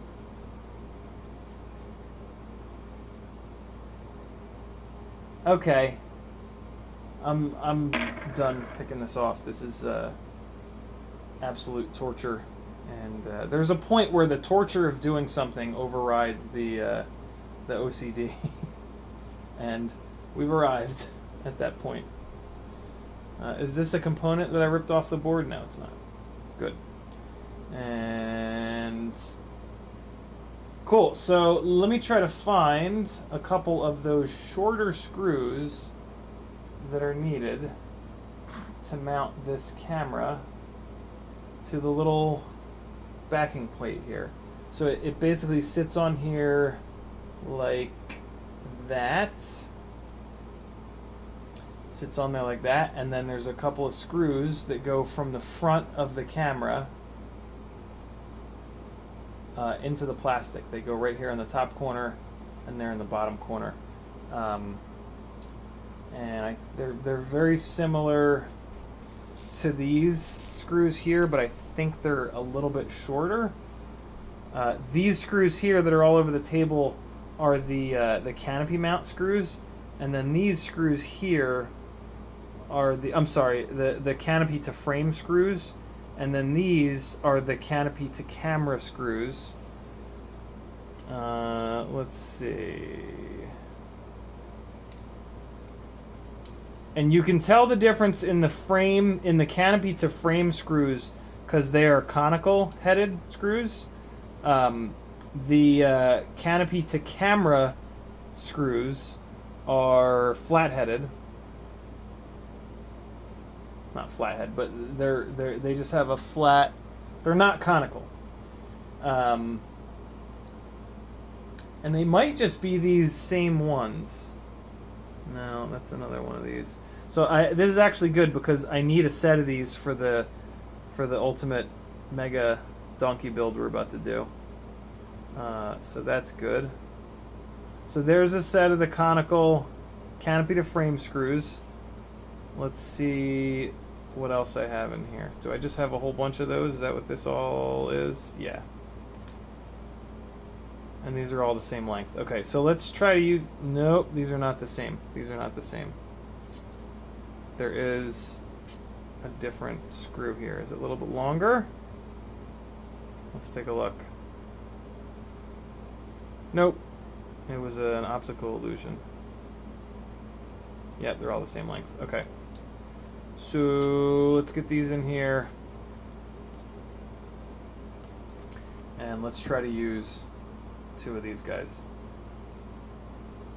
Well, actually, let's also look at the length difference. Yeah, those are a little bit shorter. The canopy to camera screws are a little bit shorter. let's just try it. Let's just try. This is the canopy to frame screw, and let's just try it in here and see what happens. So this is the conical headed screw. It does thread in. Let's see what happens when it bottoms. Okay, that might be the right screw. That might actually be the right one. Let me put the... It keeps rotating, so let me put the bottom one on. And then I'll crank them down and see. I don't want them to peek out the back of the mount. If it peeks out the back of the mount, what I think that means is that the other screws are the right ones. But no, this is good. Yep, that one's now tight, and it's not peeking out the back. So these are the right... So the canopy to frame screws are the ones. Those are the ones to mount the camera to this little molded backing plate mount thing. So that's what it looks like for anybody that hasn't seen this before. This is the assembled camera with backing plate set up here. And so now what you've got on the sides are another set of screw holes there. You see them? See that side little screw hole there? Right here. Right there. See that? Right there. So that is now where the screws come through the canopy to mount this thing. And here it is on the other side. Right there. See that? Cool. So now this guy goes inside the canopy. This Mob6 canopy, it looks like it's 14 millimeter mounting. It is not, which is why you have to go through this whole exercise here. If you're trying to mount a 14 millimeter camera, you need to get like the crux canopy, or you can also get the you can also do it with the new Mob6 HD canopy, although that's got a pretty small camera opening. The canopies are so cheap, just buy them all, and then there'll inevitably be one that works. Alright, so this is actually kind of difficult now because of the way this sits in here. So this is going to be a little bit of a frustration festival. See how it keeps falling out? I forget how I did this last time. I think maybe I put the screws in first and just like tighten them up a little bit, I think, and then maybe pull the canopy apart and then sandwich it in. This is the part of working on tinywhoops that I absolutely hate the most. It just makes me feel like Sasquatch. But let's see. Let's see if I can get this going here. So that goes forward. And so if I dig this in to that one, maybe I can squeeze the... Yep, that's how you do it. You squeeze the canopy a little bit, and then that separates the other one, and then you can just latch it in. And now your little camera is mounted on there, and then you just come into these guys and you just tighten them up, and that's all there is to it. All right, and there it is. And now the camera is sitting in there straight, and just keep tightening these guys because you do want to make sure you get this tightened, otherwise you're going to lose camera angle when you crash, or gain camera angle when you crash, which sucks. So yeah, just make sure you get these guys as tight as you can, keeping in mind that you're screwing these into plastic, right? So you're not going to be able to get these like completely tight, but yeah, get them as tight as you can. Alright, so now we can put this newbie drone ultimate freestyle tinywhoop back together here. I think I may have lost... No, the back screw stayed in there. Okay, so we're good. The location of the UFL plug allows me to plug this antenna in after the fact. but you do need to get the camera plugged in now. So we're going to do that here. And there we go with that. Okay. I think this is forwards, right? Yeah, it's forwards. Just make sure you put a little bend in the antenna here to get it cleanly over to the to where it needs to go on the newbie drone board, which is off on the side. Kevin Sumner says, "Have you tried the FPVCycle 23mm talls on the Glide?" I have not. I talked to Bob about those motors, and basically they were not meant. They're not meant to be durable motors. Maybe they're just as durable as the T-Motor F40 Pro 4s, but Bob basically said, like, yeah, I did not give much effort to making them a durable motor, and I was like, well, okay. I do want to try them, but I don't know. I've got a whole bunch of the F40 Pro 4s. I don't know. I do want to try them, though. Maybe next. So whenever FPVCycle gets the 7-inch arms in on their website, I don't really have anything expensive on there that I want to get other than so the 5-inch glide arms and the 7-inch glide arms are coming in. I might order enough of them to get me over the free shipping thresholds. If not, I'll probably get a set of those 23mm talls. I'm also just so happy with the F40 Pro 4s that it's like I don't really want to change, but it's my job now. My job is to test stuff and let you guys know how stuff is. So yeah, with this next FPVCycle order, I will probably snag a set of those 23mm talls and see how they are. Do you guys happen to know what they weigh?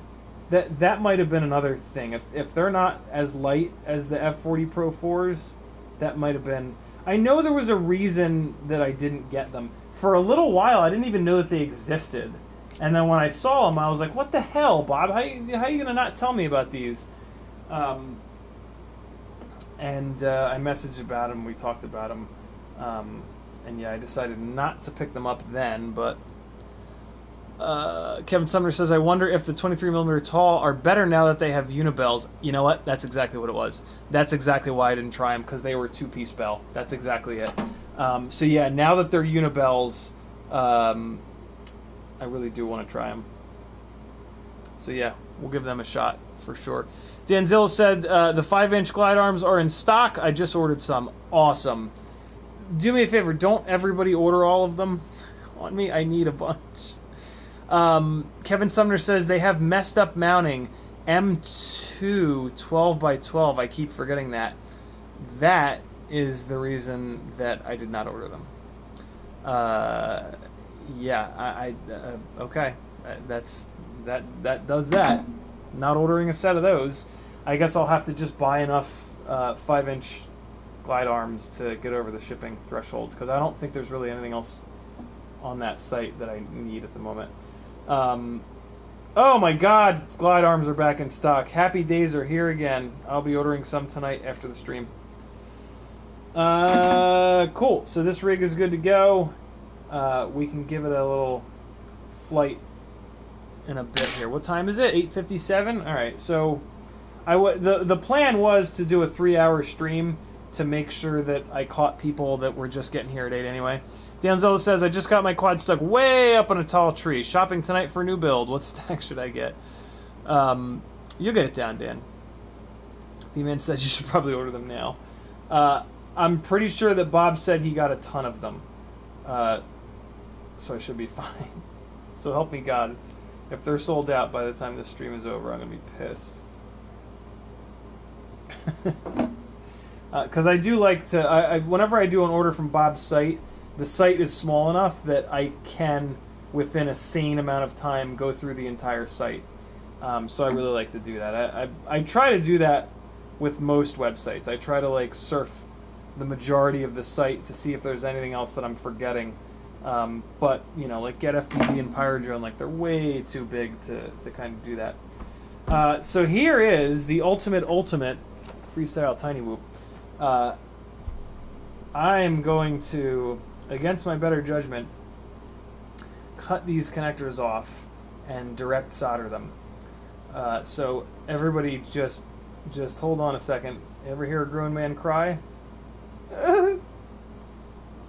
Oh God, it feels so wrong. 'Cause it is wrong. It is wrong to have to do this. Oh God. Who the hell thought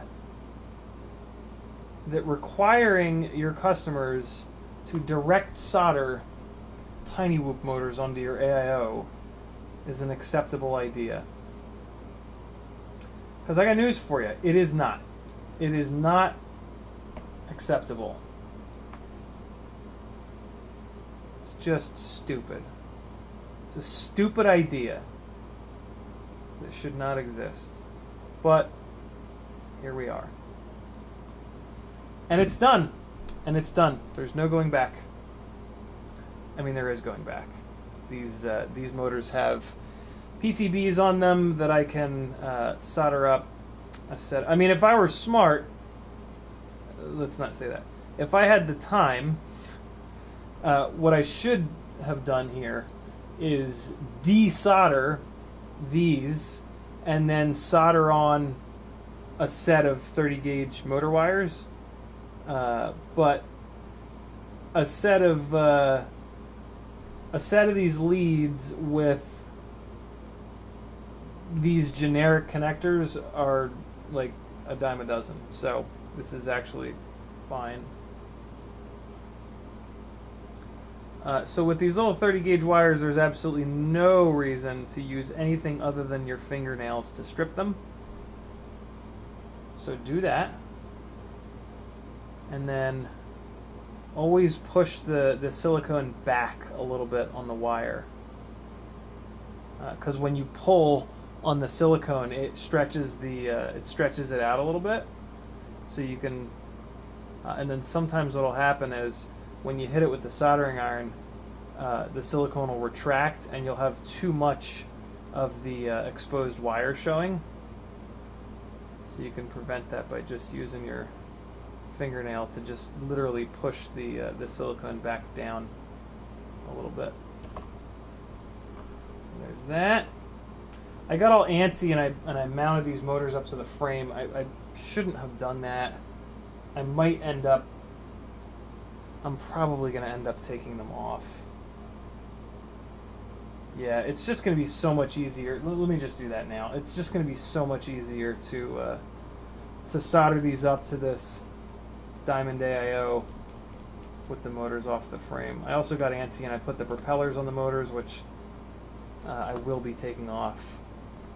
Mainly because these Gemfan biblades, like, they barely go on these shafts. I always think that they're going to slip, but I guess they just don't make enough thrust to come off the shaft. B-Man says F40s are the shit. Have you tried the F40 Pro 5 yet? I didn't even know that there was an F40 Pro 5. I thought it was just an F60 Pro 5.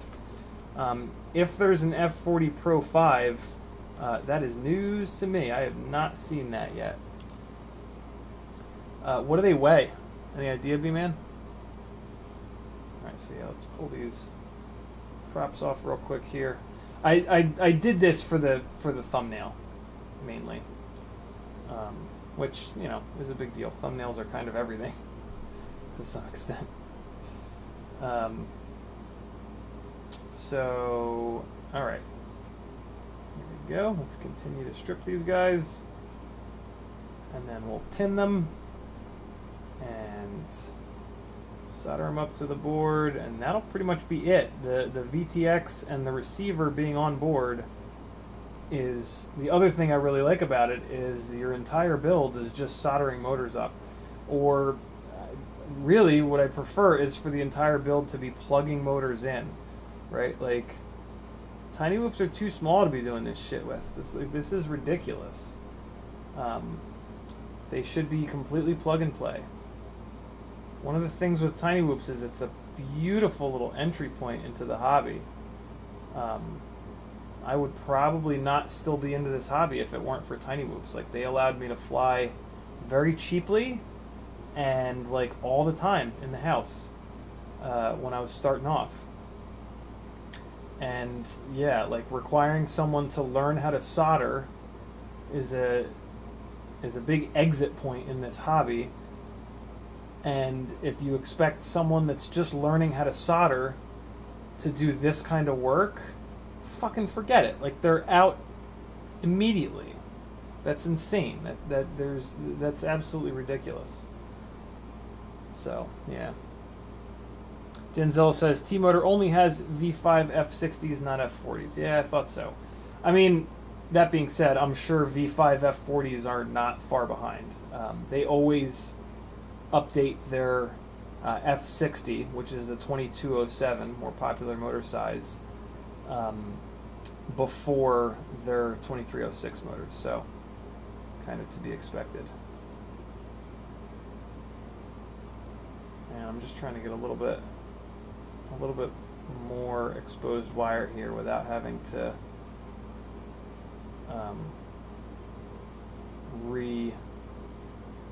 remove more silicone. I'm just pulling down on the silicone a little bit here. Nah, I need to go in and take a little more off. Real careful. Just go in here. Pinch and yank. That's what she said. Alright, and nah, that one's fine. Cool, we got 2 motors set. And looking at number 3 here. It's all good, B-Man. I mean, you would think that they would release them at the same time, right? But, you know, whatever. Actually, no, I guess not. I guess it makes more sense to release one, wait a month, and then release the other, because then you've got more new products that you can, you know, get a lot of clicks from. So, I guess it makes sense. But I mean, usually, like, they'll change the bell design on one, and then the other one will get the same bell design, right? And then, like, they'll say some other marketing-y things about what's better about the new motor than the old one. I wonder if they're gonna do with the F40s what they did with the F60s, which is to introduce like a long range, I think, version of it. Didn't they do that? Didn't they release like an LR, like an F60 LR? It might not be long range, but they released an F60 with 2 letters, and it's like, I don't know if it's heavier or it's lighter. There's something specific about it. I wonder if they're going to do that same thing with the F40. For anybody that doesn't know T-Motor's asinine naming convention, F40s are 2306s, F60s are 2207s. They originally had this idea where they wanted to stop confusing people by naming their motors by the stator size. So what they wanted to do is name their motors by the weight and the amount of power that the motor makes. So the F40 is a slightly lighter weight, slightly less powerful motor. The F60 is a little more powerful. So, you know, it kind of makes sense, but we're so used to motors being named by the stator size that yeah, I mean, like, we learned that. I guess for somebody that's absolutely brand new, maybe the F40 F60 naming convention makes a little bit more sense, but no, it's silly. I've had that air conditioner on all night. I forgot about it. I just wanted to cool I try to cool the room down before the stream because, you know, flapping my gums for 2 hours heats this motherfucker up.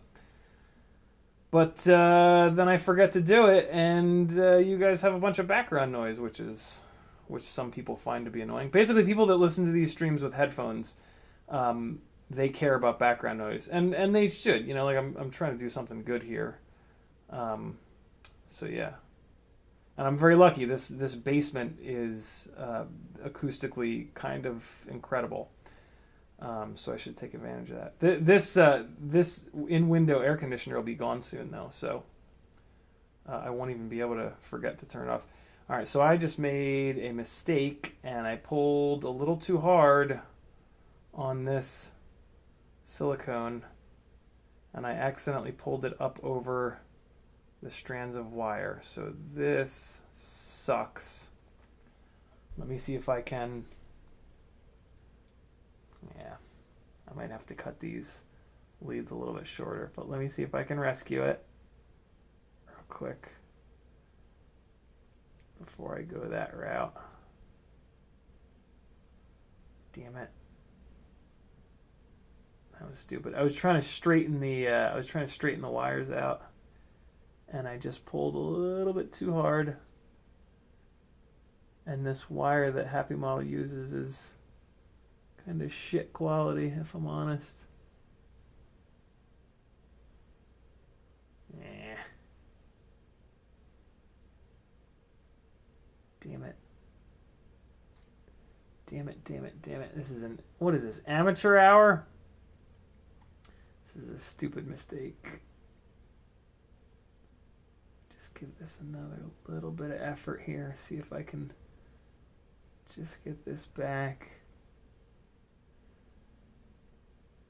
So what's going on right now is one of the strands of wire is trying to peek through the silicone. And that's preventing the silicone from going back down. And so if I can fix that, if I can tuck that strand of wire back in, what you can do is hit it with a little bit of heat, and that'll shrink the silicone back, and a lot of times it'll then shrink back down the wire. So I wish I could show you guys this, but like I can barely see what the hell's going on right now with the 5X loop. All right, so I might have gotten it, so let's try it. Let's hit it with a little bit of heat. We'll see if that silicone shrinks back down the wire. And it's just for like a split second. No, it's not. It's not going down. So what I need to do is find the end. So there's the end of the jib jab.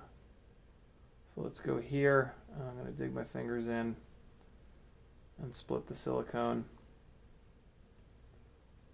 Sheathing. And so now I've got a better chance of getting it to kind of go back down. So I basically what I did is I just removed too much of the silicone. So there's going to be too much bare wire showing here. The easy solution is just to cut. So I mean, yeah, I mean, I could just have this one wire that's a little bit shorter, or I could cut the. But what I'll do is cut the other wires down a little bit. So there it is. Now what's going to happen is the sheathing is going to continue to like pull down until there's, yeah, like it's doing it right now. It's just pulling down farther and farther and farther. Yeah, see, so there's way too much. That's way too much of the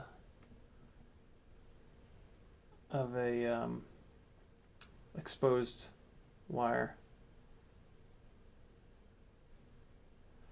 All right, so we're just gonna line these three up here and just chop them down a tiny little bit, and that'll fix this. No big deal. No big deal. Denzel, we got that. Kevin Sumner says, I just saw that T-Motor makes a 1604. They specifically market it for 3.5-inch freestyle. I'm intrigued. Yeah, I sent them a message about that's brand new, by the way. Brand new 1604. Great motor for 3-inch, for pitchy 3-inch or 3.5-inch. I sent them a message asking what the diameter of the motor shaft is below the bell. I have a sneaking suspicion it's 2 millimeters, which is super annoying. because a 16 millimeter wide stator is absolutely wide enough for them to do a bigger bearing and a 3 millimeter motor shaft. So that's kind of a bummer. There's a chance that it's 3 millimeter, but I can all but guarantee you that it's not. So that's kind of annoying. I also asked them if there's any chance of a higher KV in the future. The highest KV that they have is just not quite high enough. It's okay, but yeah, I mean, we could definitely use a little bit more KV. So I'll let you guys know what they say if they get back to me, when they get back to me, if and when they get back to me. All right, so just cut the tiniest little bit off of all three of these wires so that they're even again, and now I'm going to not make that same mistake. The other time that you make that mistake is if you don't pinch, if you're stripping wires with your fingernails, if you don't pinch hard enough, you won't drive through the silicone, and then you'll pull too much of it out. So that's the other way to prevent that issue that I just had from happening. Just make sure that when you're stripping with your fingernails right now, you like really drive your fingernails in and even like rock them back and forth a little bit to make sure you're punching all the way through it. And there we go. Now we're good. So we are going to fire up the soldering iron. We're going to get these guys tinned, and then I'm also going to tin the pads on the AIO. I'm actually going to do that first. So we'll tin up the AIO, and then we'll tin up these motors, and then we'll join them together, and then we'll just screw a bunch of stuff in and bash this thing off the walls in the house for a minute. I've got mad gates set up tonight. You guys are going to love it.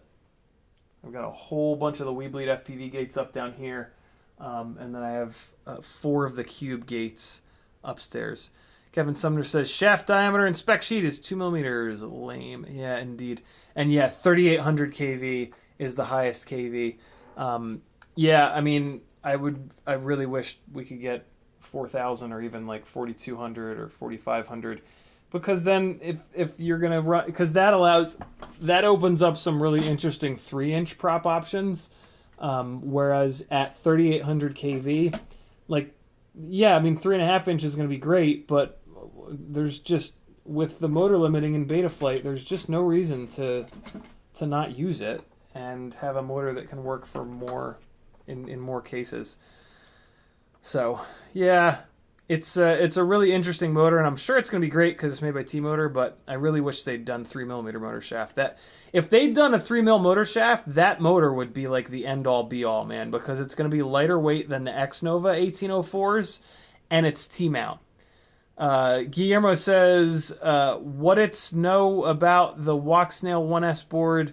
Do you think a Modulus 6 all digital possible? Yeah, for sure. It's a, I don't know anything about that, but I haven't started looking at the Walksnail stuff yet, but yeah, it should be really good. Veritas User says, have you seen the YouTube videos of Walmart drone deliveries? I have. Planes fly up and dump packages. Somebody's going to get hit and sue them. Yeah, it seems, I thought it was like a joke at first, but then it was like, nope, this is real. And I kind of thought, oh, that's stupid. But Walmart getting sued is I'm kind of excited about that. So Walmart treats their employees like absolute dog shit. I refuse to shop there because of that and other reasons. But yeah, I don't even shop at Lowe's. Lowe's is owned by Walmart. Not my spot. Home Depot all day, son. All right, let's get some tinning done here. We're going to tin the AIO first. So I just put some liquid flux on these pads here. These pads are big enough for me to bring the tip of the soldering iron in and the solder, which is pretty awesome. And then we're going to make short work of this because of that. Good on HappyModel for making these pads a sane size.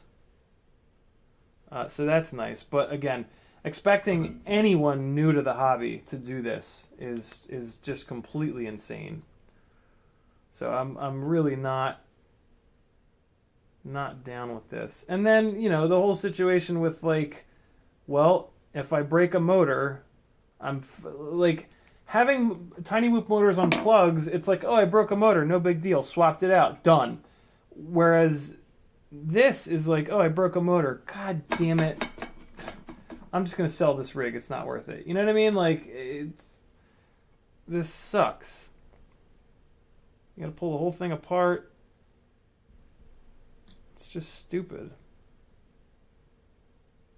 That being said, I have not been breaking motors on these tinywhoops, so maybe with these being so lightweight that like breaking motors is a thing of the past.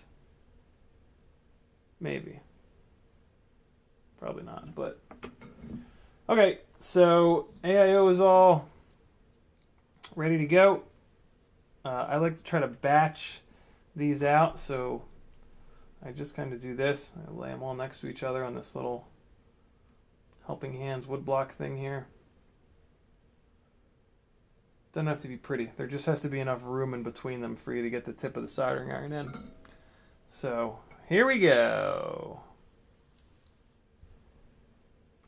All right.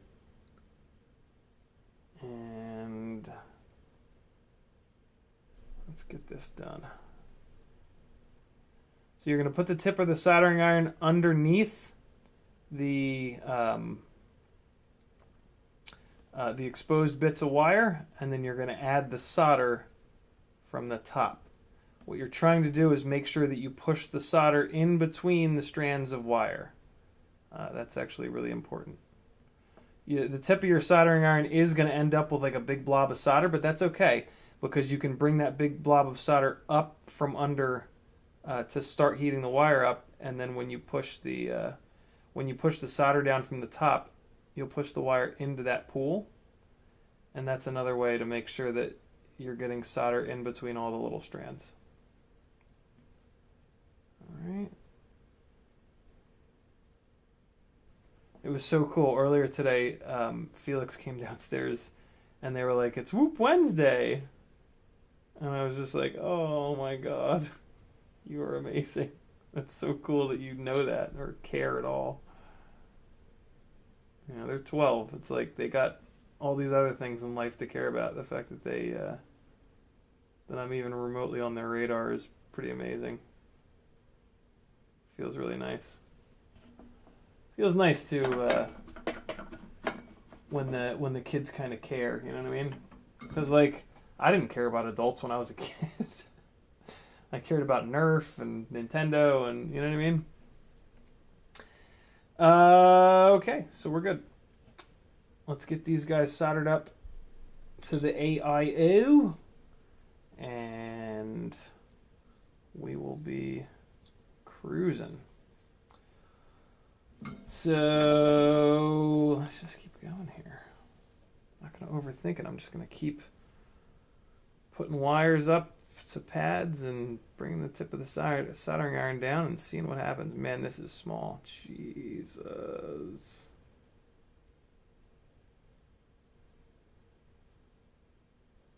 Wow, this is ridiculous.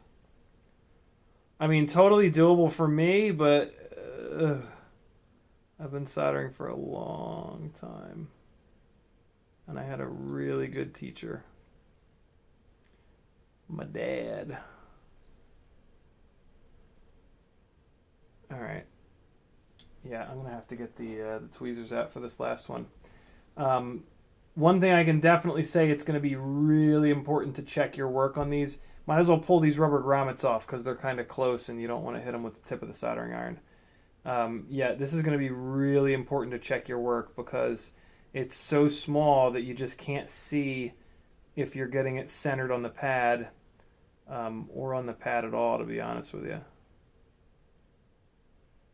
So I would not recommend doing this without a 5X loop.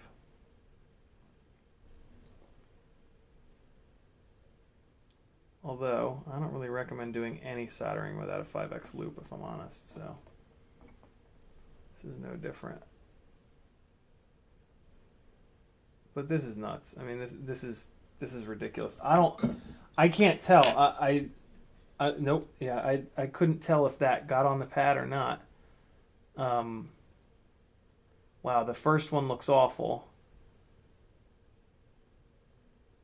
Second one is just barely acceptable, and the third one was not on at all. This is dumb. This is really, really dumb. Whoever's idea this was should be slapped with a dead fish. This is really, really stupid. All right, let's rework this first one. This is like this is bordering on like you need to have a hot air station microscope set up to do this. This is absurd. Although I guess you could argue that it really doesn't matter getting these on here properly because it's just a tinywhoop. But I have a hard time with that. I'm of the mind like if it's worth doing, it's worth doing right. Wow, this is so stupid. This is so stupid. This is actually one of the reasons I stayed away from this diamond board, because I knew this was going to be just dumb. And try not to surround myself with dumb things.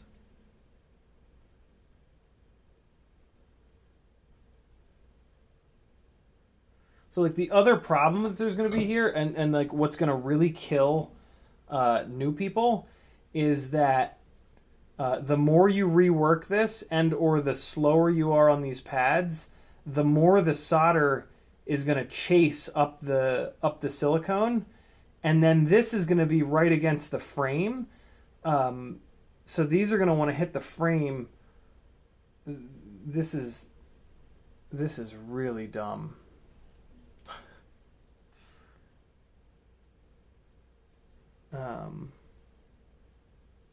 I can't believe they put this out as a product. This is ridiculous.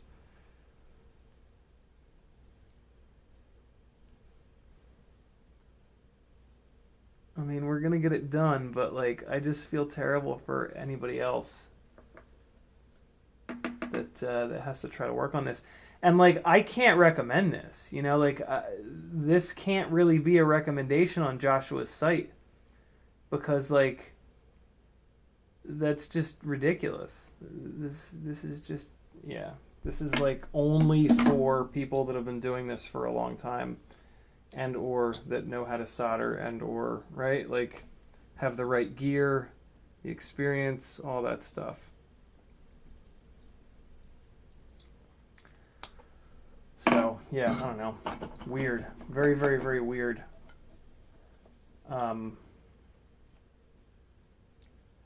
I'd hope that this wouldn't be so bad, but this is pretty ridiculous.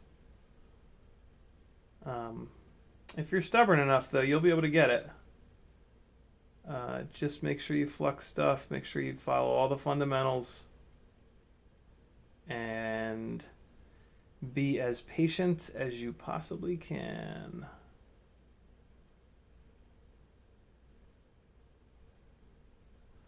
Oh no, that one's terrible.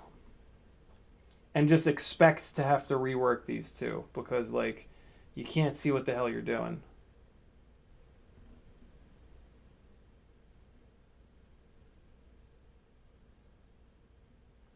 Alright, I think I might have gotten that one somewhat okay.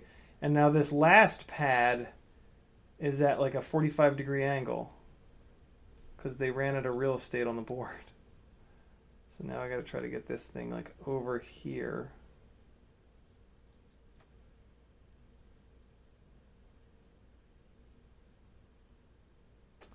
Shit, I might have just gotten solder on the component that's right next door to this. This is... this is kind of silly. Yep. Yep, I got solder all over the component that's right next to it. Fuck. Maybe I can just get it off with my fingernail, maybe.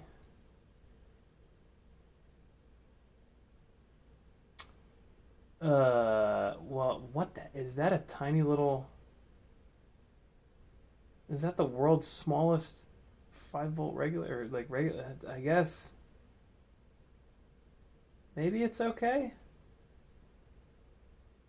Man, I need like a 10x loop. This 5x loop isn't even enough magnification.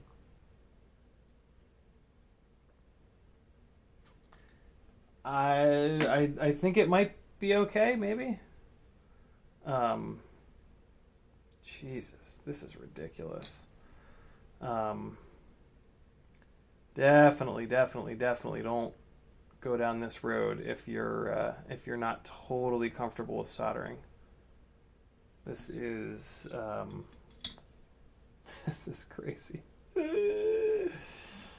Wow, HappyModel, really? Have you lost your fucking mind? Jeez, this is asking an awful lot of your customers. All right, here we go.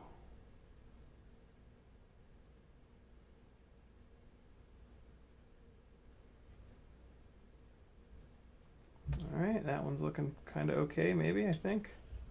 I'm going to go directly to the tweezers for this next one.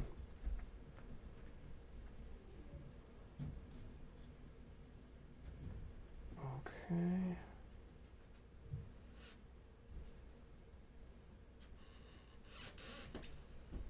Nah, that one looks like hell.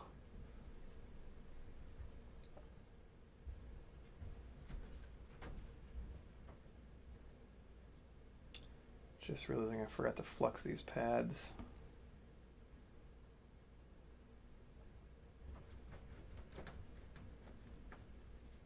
Come on. Come on, you bastard.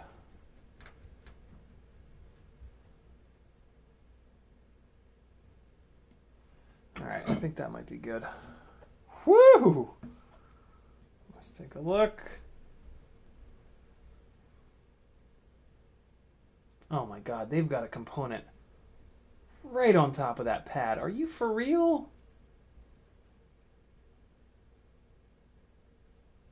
Wow, this is just, this is like if you wanted to specifically design a board for people to fuck up when they're building it, this is it.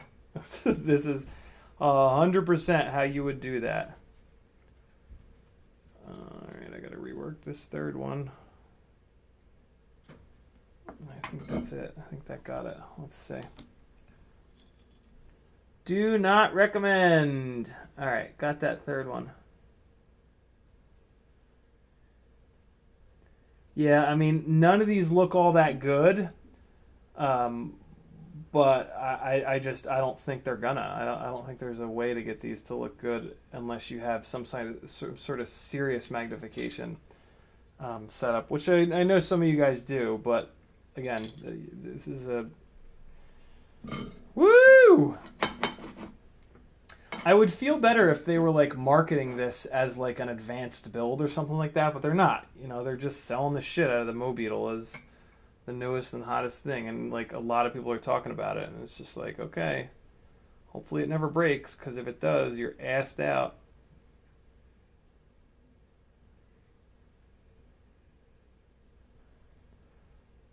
Or I don't know, maybe they're just going for the disposable. Maybe they're just, this is their way of like making a case for this being a disposable whoop, right? Like you buy the Mobeetle, when it breaks, you just throw it away and buy another one. And I mean, at $100, you can make a case for that. You can make a pretty good case for that. You know what I mean?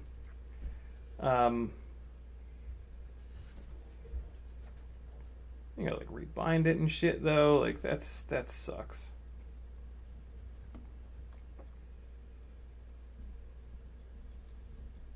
All right, last one. In theory.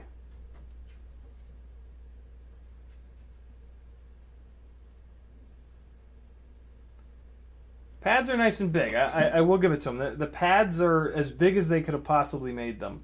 And there's good separation in between the pads. It's just, but I mean, again, it's asking an awful lot. Man, and that pad is right next to a chip with a whole bunch of legs on it. Like, oh my God, that is such a fucking nightmare. Wow. Yeah, that is just asking for you to fuck up. Oh boy. I mean, we're okay, but yikes. Yikes, yikes, yikes, yikes, yikes. Okay, here's the little BT 2.0 lead that I got from tinywhoop.com. I have lost my fill light. Batteries have gone dead. Woo, boy. Ramdonko says, micro brushless hassle on your Discord. What do you mean? Michael D says, it is a board for the electronic technicians in the hobby. Yeah, seriously. Those of us that make it look easy, like Mads Tech. Yeah, that's very true. Kevin Sumner with a really good thing that my father yells at me about sometimes. Not yells, but reminds me of. When soldering in close proximity, I mask with gaffer tape or Kapton tape to give me a little extra room to mess up. My dad always recommended that I do it with masking tape, actually, which like I have done once or twice, but I tend to just be too lazy and impatient to do that. But basically, what you would do is you would take masking tape and just basically mask it. The other thing it does is you masking tape it down so that it doesn't move around. But also by doing that, you're protecting all these components with the masking tape. So yeah, that's a really, really, really good idea that I'm not going to do. So HappyModel puts really small holes on their board for the power leads, which is one of my like real true complaints about their boards. So we're going to see if this is going to clear. It might not. Let me first look at, I always forget what positive and negative are on the BT 2.0. Oh, that's not helpful. Who is it? Somebody etches it on their batteries. Is it BetaFPV? It is. So the flat is positive. Flat is positive. Round is ground. That's right. That's how you remember it. Round is ground. The rounded side is the grounded side. So round is ground, and so that's this one. So this guy is ground, and they have not labeled them. Yeah, they have. Yeah, they have. They labeled them. Let's see, though. All right, so ground is out by the mounting hole. Round is ground. Let's see if the wire is too big to go through there. Looks like it's going to be. Hold on. Let me make absolutely sure that I have these as tightly compact as possible.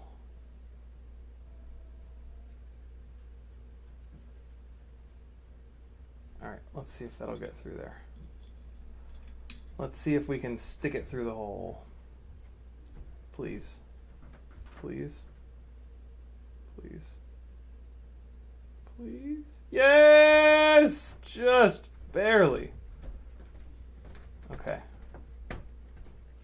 And the other one just got all frayed out. So I'm going to leave this one, and I'm going to basically like tack this in place by loading up the tip of the iron, and then I'll come back in with solder, and then I'll come back in and get it right. But for right now, I just want to like tack it in place.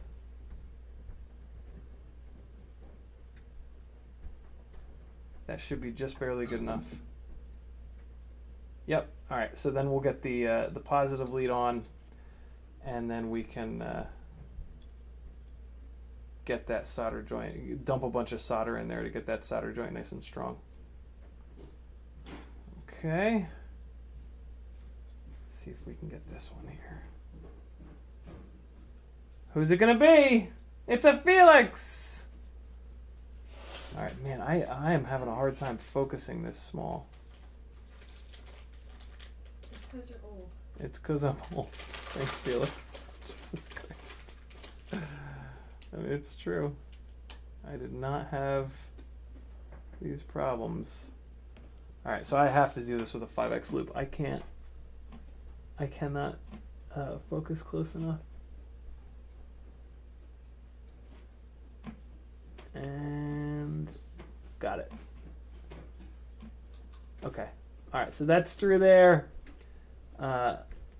Just keep it pushed in and drop that out of my eyeball. Okay, so stay in there, you little Duke is here too. devil. Duke, how are you, sir? Roof. Oh. I should have left this positive lead a little bit longer. Damn. Yeah, this is kind of stupid. I like to leave the front one a little bit longer so that the wires will kind of flatten out a little bit better. Let's do the same thing. We're going to get this one tacked, and then I think I'm going to try to shorten up the other one. I'm just going to come in from an angle here. All right, I think that might have gotten the job done. Let's take a look. Nope, nope, nope. Well, yeah, I mean, nope. Got to be careful at this point because, like, if the wire comes out just enough, like the individual strands can get hung up. So you got to just be. Mustard tastes so bad. Mustard? Yeah. I disagree. I love mustard. I'm not allowed to eat it, but I love it. You heard it here, folks. Mustard is awful. Confirmed. Like, I hate the fact it's spicy. Spicy mustard is even worse. Mustard is one of the things that the Everlywell test told me I couldn't eat, and I was kind of heartbroken about.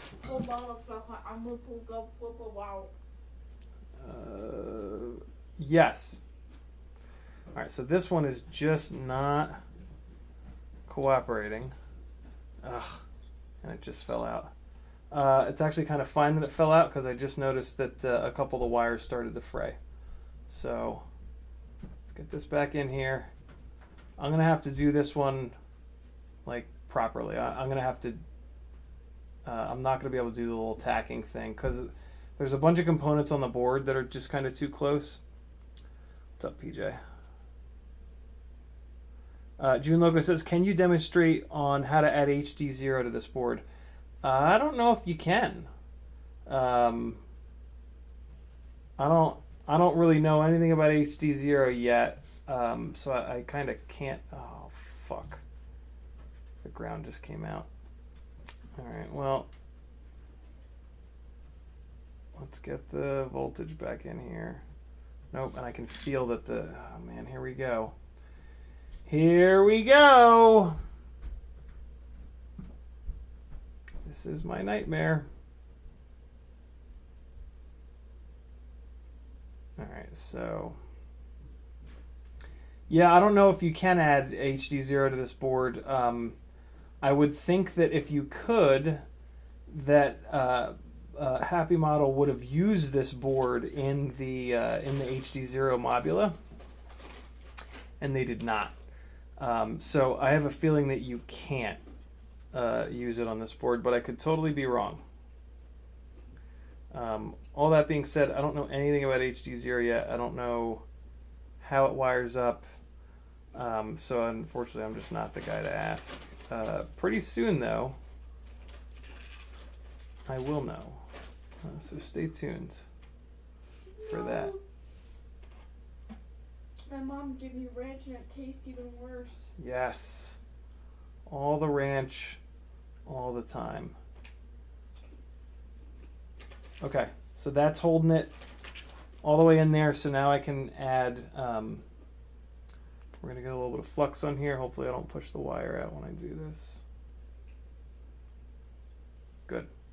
Okay, we got a little bit of flux in there. And now we're going to just take care of this joint. So we're going to put the soldering iron on one side, and we're going to push the solder in from the other side. You want this ranch drenched?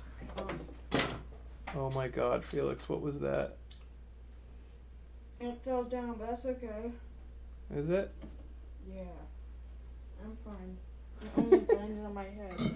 Oh God. Anyways, Gates down. Ew, get that this away from me. drenched That's a terrible pretzel. idea. Drenched pretzel with ranch. What kind of a monster would do that?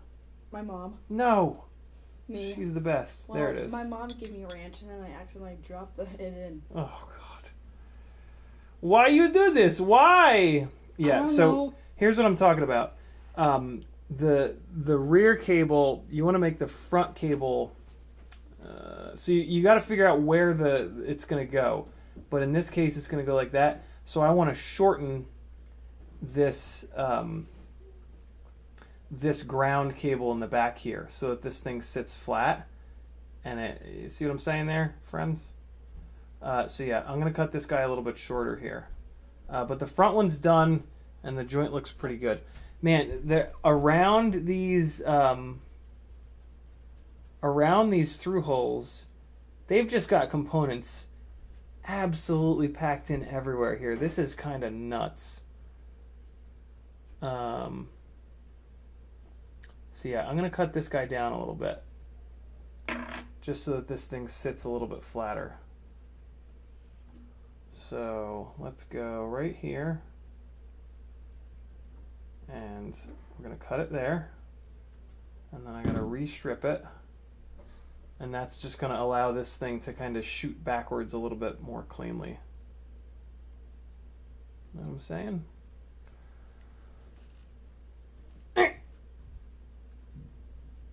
Alright, so now we got to play this game again. We got to get this totally flattened out, as skinny as it can be, so that it'll fit through this tiny little through hole.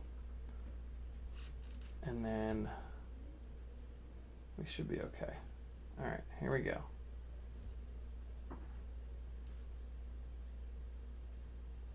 Felix better not have gone upstairs and told their mom that I called them a monster. Oh my God, this is just crazy. I can't get over. I'm not getting glasses. It's just not happening. All right. Are there any strands that didn't make it through? Yup, of course there is.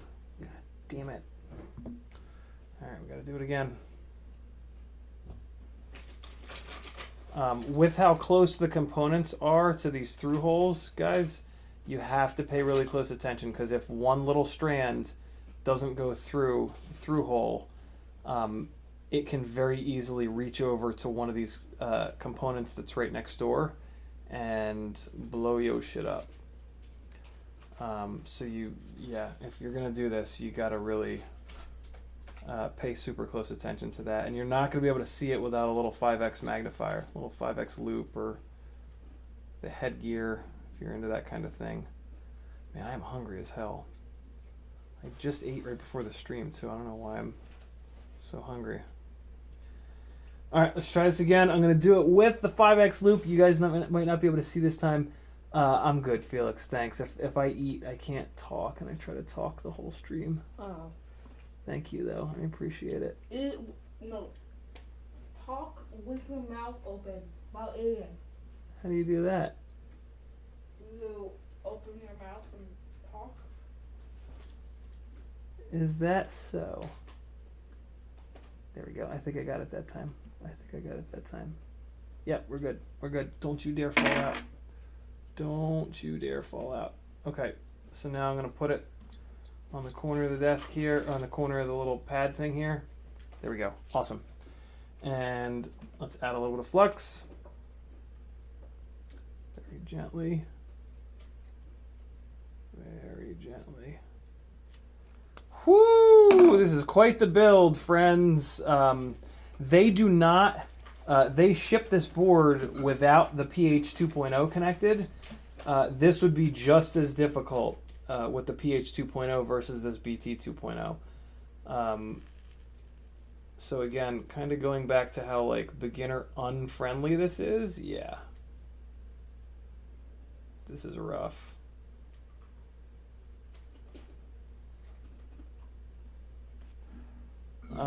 It's kind of giving me a little bit of a problem here. Yeah, it's not, I didn't get the ground pad hot enough for the solder to stick, so we're gonna re-flux it, and we're gonna come in and do it again. All right, let me move the work around a little bit. Here we go, that should be a little bit better. And I'm just making sure that when I heat this up, that wire's not gonna fall out. Always kind of try to keep that in mind. All right, let's try this again.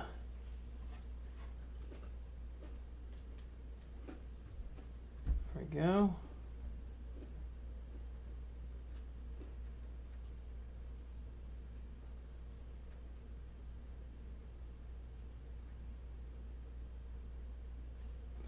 Not wanting to heat up that pad. The pad being the through hole. Well, no, that might have gotten it. That might have gotten it. Let's see. So you look, nope.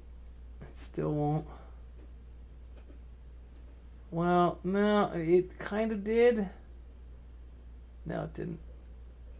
It's not getting the pad hot. So I'm going to do it the other way. I'm going to bring the soldering iron in from the other side. Now that would be like this. Oh man, this is tough. This is tough. No, it's not going to work. Tip of the soldering iron come in. No, I can't. I got to just keep trying it like this. There we go. Yeah. Okay. So that'll hold the wire in, and then I can bring the soldering iron in from this angle. All right, we're gonna flux it one more time, and see what we can do. All right, let's get it on this one. What do you say, friends?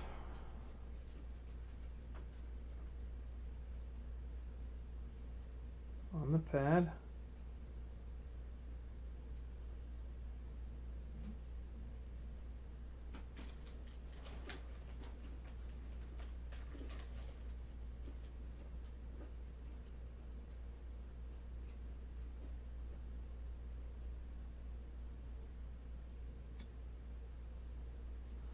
Well, I have now covered all of the copper on the top, but I still don't think that it's nope. I got it on that one. Yep, there we go. Okay. All right, we're good. We are good. So you always want to check the when you're dealing with through holes, even if the top looks good, you want to check the bottom to make sure that the solder goes through the PCB and covers up the pad on the bottom as well. That's actually really important, because otherwise what you can do is you can have like the through hole and then the wire going through it, and then up on the top here up on the top of the through hole here where my fingernail is, you can make like a big blob of solder, and that'll keep the wire from popping out, but what you really want is for the solder to penetrate down in through the through hole, and on the bottom you'll see it, like you'll see the solder poking out here. I wish I could show you guys, but this is just like absolutely microscopic. But hopefully that description kind of makes sense. June Loco says, where the hell is your putty? So the putty really wouldn't work for this because I'm needing to prop the board up and then have the wire kind of pushing up into it. Yeah, the putty works a lot of the time, but in this particular case it's not really well suited for this. So we're good now though. We got the BT 2.0 lead on there, round as ground, right? Oh God, I just thought that I wired it up backwards. Now we're good. Round is ground. We got the motors on. We can twist the motors up here to just kind of keep it a little bit more neat and tidy. And we'll drop it in the frame and we'll go break it. Maybe. Hopefully not. Hopefully it clears the frame. These solder joints are have the potential of not clearing this frame. So we're going to get to see how maddening that is in a second, potentially. These front two solder joints on the flat spot should be fine, but I'm worried about these other ones here. I'm trying to get them kind of bent, pre-bent down a little bit. Man, these wires are so thin though. You got to really be careful. Keep getting these guys twisted up here. Morton Upshot says, just got here. You don't tin your wire first. Love my headgear for this type of work. I tinned the wire about a half an hour ago. I've been working on it ever since. Without tinning these wires up, there's no way that this would have happened. There's no way I could have gotten this to work. Never, ever, ever don't tin your wires. I always talk about it, but yeah, for anybody new, don't even bother soldering if you're not tinning your wires. It's just going to be a nightmare. And if you don't know what tinning the wires means, let me know in chat and I'll explain it. But I explain it quite frequently. I don't want to beat a dead horse. 6S1 says, I've built 5 of the ELRS AIO Crazy Bee boards, and they don't come with the battery wires soldered on either. I've tried it like you're doing, and it's always nearly impossible to get the pad to tin. Yeah, it is difficult, man. My God. This is the most problem I've had with it, to be honest. Best way, 6S1 also says, best way I've found to do is it is tin and fill the hole with solder first, tin the wire separately, then heat the hole on one side and stick the tin wire in the other side. The problem that I have with doing that is when you tin the wire. Oh yeah, no, I didn't tin the. I don't tin the battery lead wires because they become too thick to fit through the damn holes. 661's way of doing it is kind of the only way of doing it with the wires tinned. But then the problem is when you push the wire through, you can't see the individual strands of wire. And it's very easy for one of those to go rogue.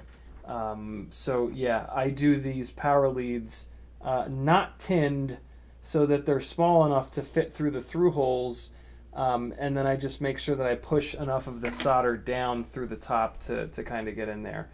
You know, if you guys have a different way of doing it, I love that. But yeah, this is what has worked for me most in the past. I've tried it every different way. And this is the way that works. This is the way that's the quickest and works the most often. So yeah, that's kind of what I always shoot for. Try to keep the bench time to an absolute minimum, if possible. All right, so we're gonna put the grommets on here, and then we're gonna drop it in the frame, and we'll put power to it, and hopefully it doesn't catch on fire. But it could. Never know. You just never do know with these HappyModel jib-jabs. Okay, so rear of the frame here. Oh no. Oh, it doesn't fit through the hole in the frame. Jesse. No. It's not even close to fitting through the hole in the frame. Hold on. No.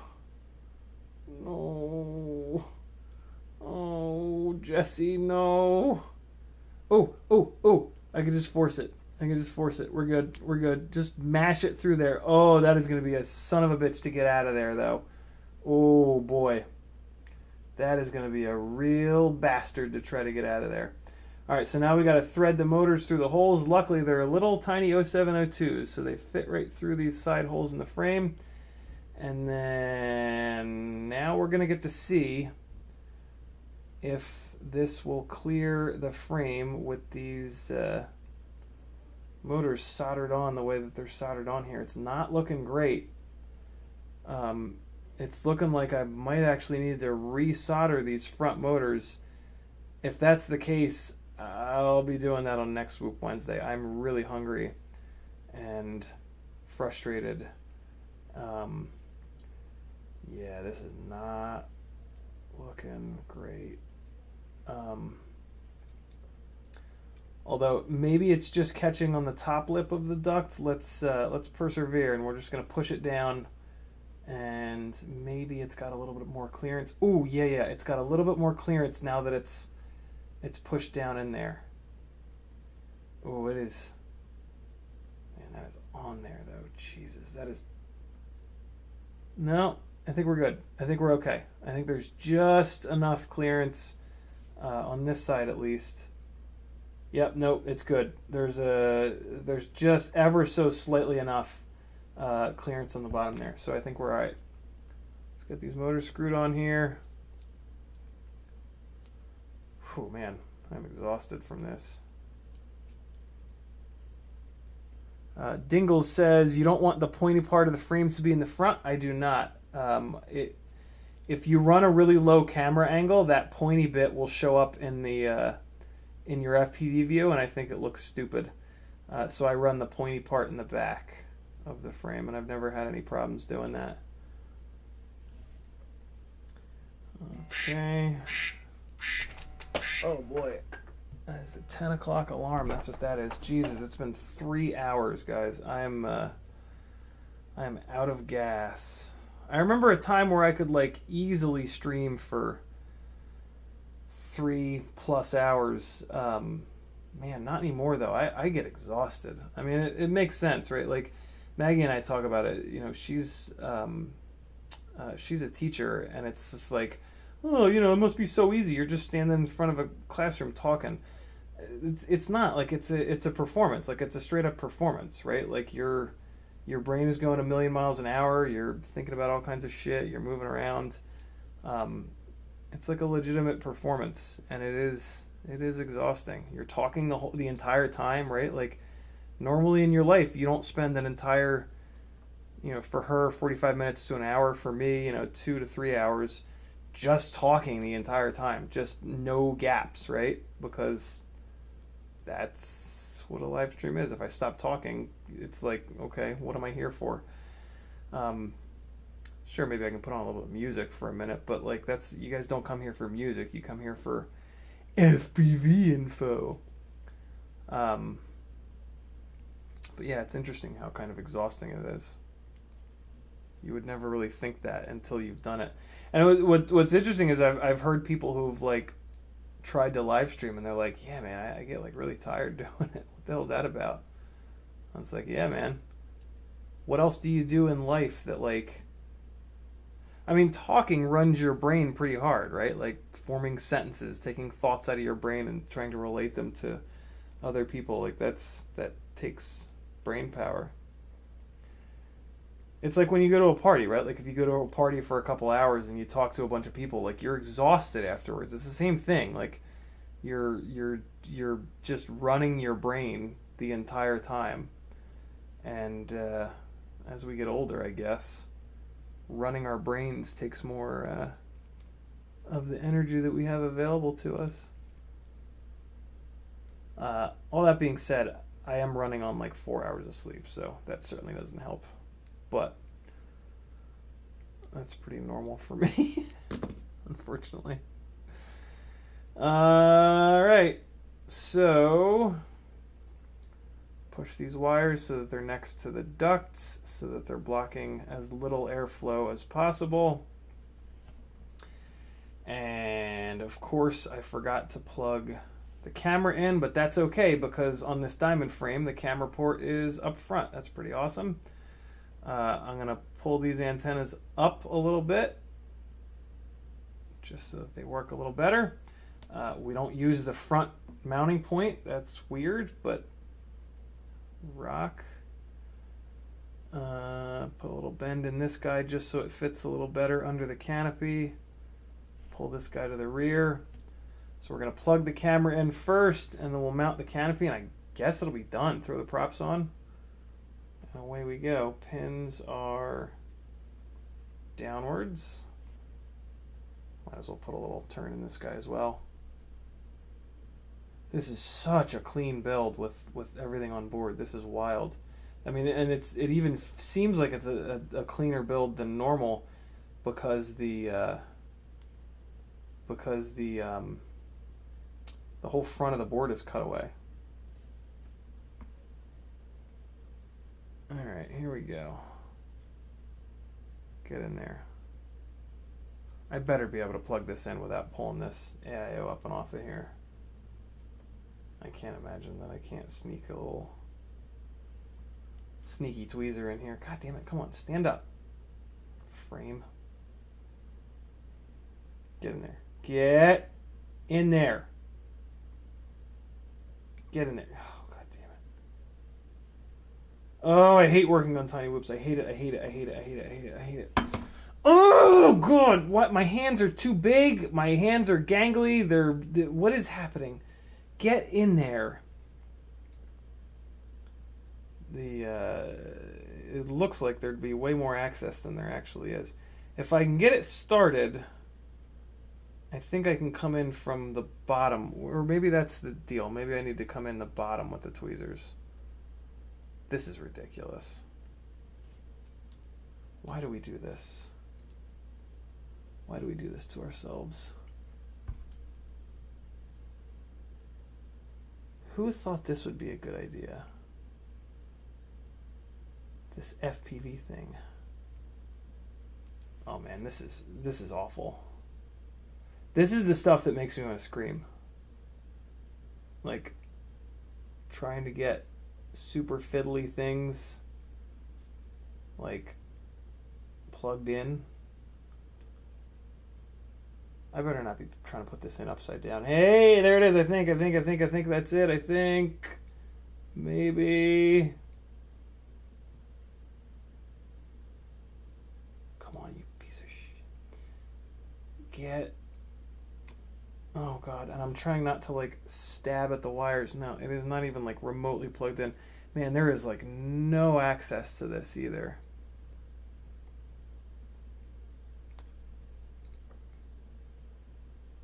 I'm just gonna have to keep wiggling it back and forth, little by little by little.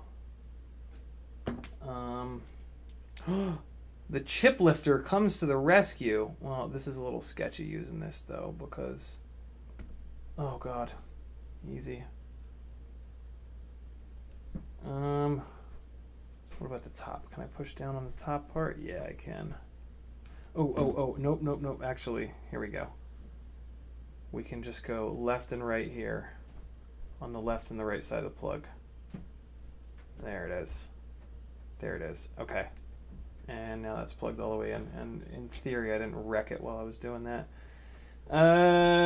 Okay. So put another turn on this. Get that wire tucked back like that. And then... So I'm kind of tempted to run. So something that's going on now is that we're not using this front attachment point at all, and I don't love that. At some point, I'm going to switch this over to the 4-bolt Mob 6 canopy just to tie the front of this frame together. Because right now, yeah, the front of the frame is just out in no man's land all alone. And that's not usually a great thing. Usually you want to tie in all corners of the, box things in. You want to try to box things in. But I don't have one of those frame, like I'm using that frame on the newbie drone build and I don't want to tear that apart again. So I'm going to leave this alone, and I'm going to leave this as is, I should say. And maybe it won't be an issue. I know when they use this diamond board in the Mo Beetle, they use that front mounting point for the TPU. Felix, are you still down here? Did you melt onto the floor? No. They left us, chat. They left us all alone. They were like, nah, not interested in this FPV nonsense. All right. A little bit of tightening here. And we good to go. Let's throw some props on, and we'll put it into Betaflight, see how quick I can get a setup on it, and hopefully fly it around the house and compare it to a couple of the other rigs that I've built lately. Andrew S. says, I'm having an issue at takeoff, quad arms, but throttle up and pitch forward equals runaway. Confirmed motor order, motor direction, good props, correct, filter issue, something simple. When did the problem start, Andrew S.? Whenever the problem started, that's the problem. If you smashed into a tree and then it started doing this, then you broke something when you smashed into the tree.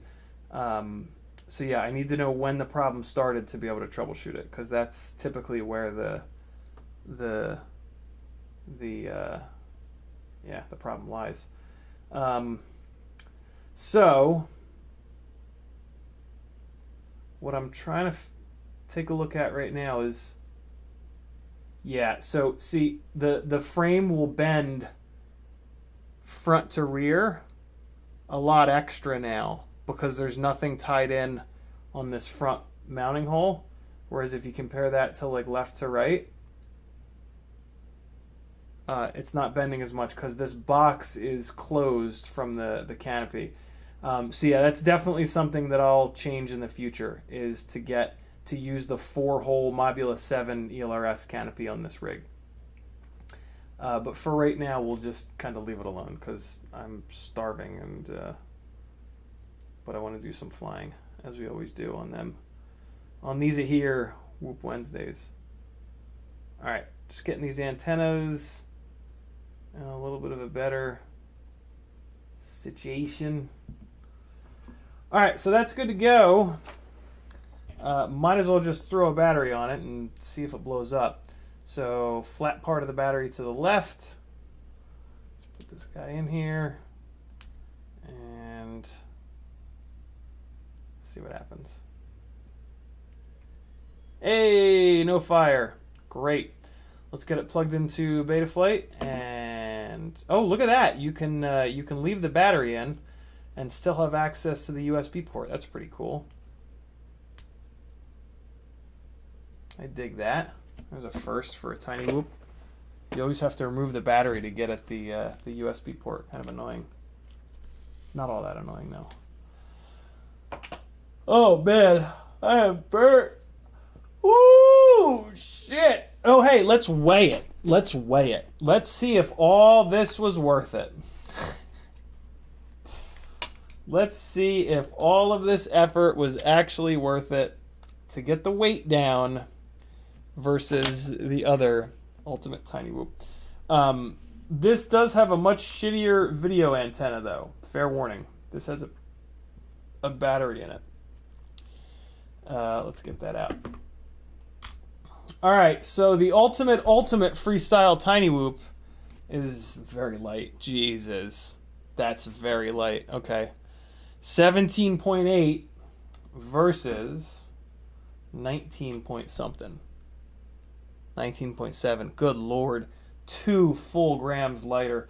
1 gram of that weight savings is the fact that this has a shitty ass little piece of wire for the video antenna, whereas this has a really nice TrueRc Singularity in here. So we should see this get noticeably worse video coverage, but you know, when we're ripping balls, who cares about being able to see where you're going? Oh wait, we do care? Oh. Yo, that is a lot lighter. That makes the frustration of that build sting a little bit less. Let's do this. I'm just gonna do a diff from the existing rig, and that'll speed things up a little bit here. Jesus, 2 grams. Nah, 400 milliwatts will actually make the situation worse, 661, because it'll create more multipathing. All right, so we're gonna go in here. I do not recommend you do this. but if you want to do it, here's how you do it. You type diff into the CLI, and then it gives you all of the things that you've changed from the stock setup. Error in diff, corrupted config, dterm. Look at that. That's weird. The dterm low pass filter 1, dynamic max. Let me figure this out real quick. I remember this. All right, so the allowed range. I thought I fixed this. So we're gonna do set dterm low pass filter equals the default value is 150. So let's put it back to the default value. Set dterm max.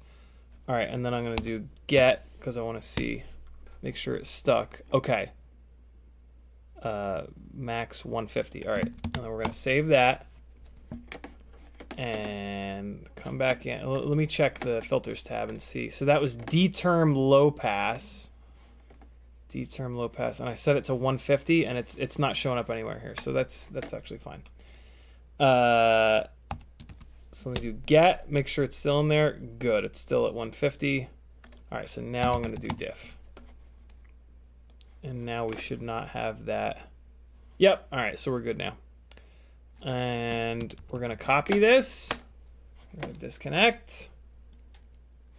We're gonna disconnect again. Turn off auto connect.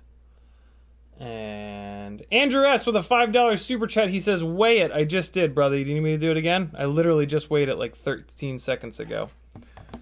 There's a 2 gram weight difference, 19.7 versus 17 point something or other.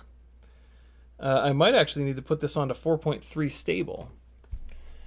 Let's see what it's got on it. It's got 4.3.0 BTFL. I don't know if there's a way to tell if this is 4.3 stable or not. So just to be sure, we're gonna flash it onto 4.3.1. So we'll do auto detect. Hopefully that's picking the right one. There's 4.3.1 full chip erase, load firmware online, and flash firmware. Whew, boy.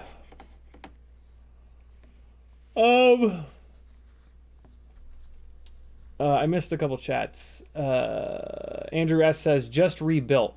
So yeah, whatever happened before the rebuild, if anything. So something either happened during the rebuild, or something happened right before the rebuild. That's going to be the most.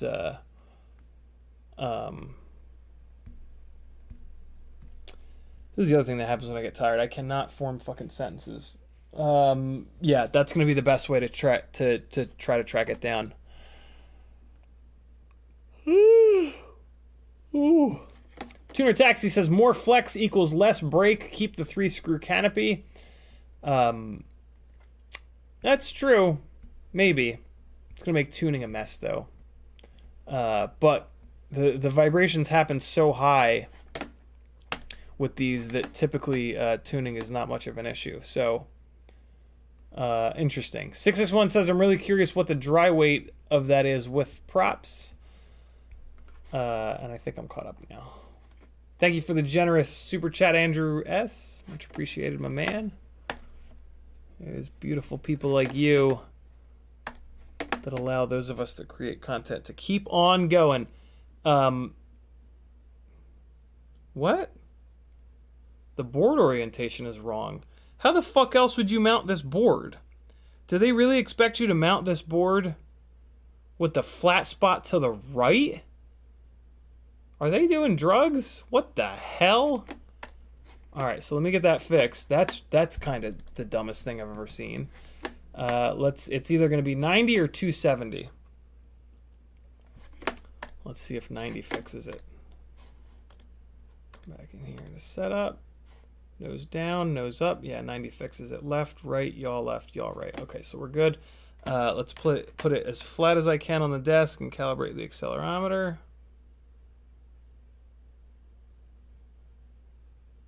Okay, close enough. And now let's, before we just blindly drop this in here, let's pull up text edit, and I'm gonna take a look at this diff to make sure there's nothing weird. Mob6 ELRS 0702 30K. All right, so I'm just gonna paste the diff in here into a text document. Sorry, I thought you guys were looking at my screen. All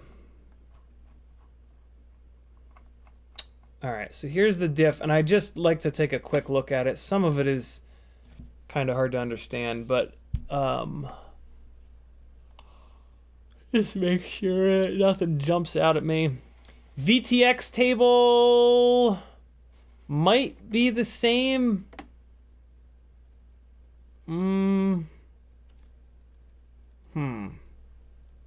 Interesting. We'll give it a shot. Set accelerometer calibration. I can smell the damn thing. It runs the... I hate that it runs the VTX while it's plugged into USB. I'm not seeing anything that strikes me as problematic. We've got no red. When I pasted that in, there were no red lines, so we should be good to go. Let's hit save, and 661 says pasting a diff will bind it with the ELRS. That's pretty cool. I like that. And then we're going to connect to it one more time and just take a really quick look around here. Make sure nothing... Why is the PID loop at 1.6? Oh, it's a different gyro. Oh, this is a BMI 260 gyro, I guess. Interesting. Soft serial is turned on. That's a little weird. Permanent intermotor is on. Fine, whatever. Power battery, that looks good. Presets should have come over. PID tuning came over. I have to check motor rotation. And hopefully we okay. Dynamic idle, motor output, limiting. Okay, let's just check the motors and we'll see what's what. Reorder motors. I understand the risks. Start. Which motor is spinning? Front left is spinning. Yeah, they're all in the wrong spots. All right, save. And then we're going to do motor direction. And... all right, wizard. Start spin motors. All right, who's spinning in what direction?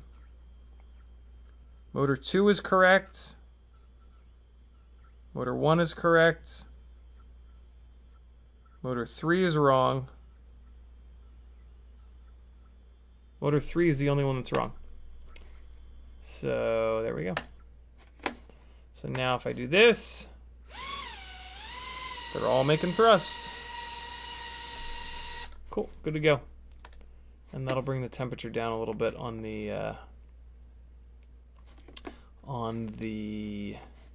AIO.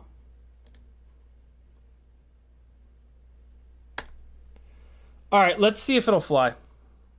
Let's just send it, guys. Let's just send it. We're just gonna send it. Guys, let's just send it. It's time to just send it. It's fine. We don't have to look at anything else. Let's just send it because we're cool. We're just gonna send it, guys. Let's just send it. It's time to just send it.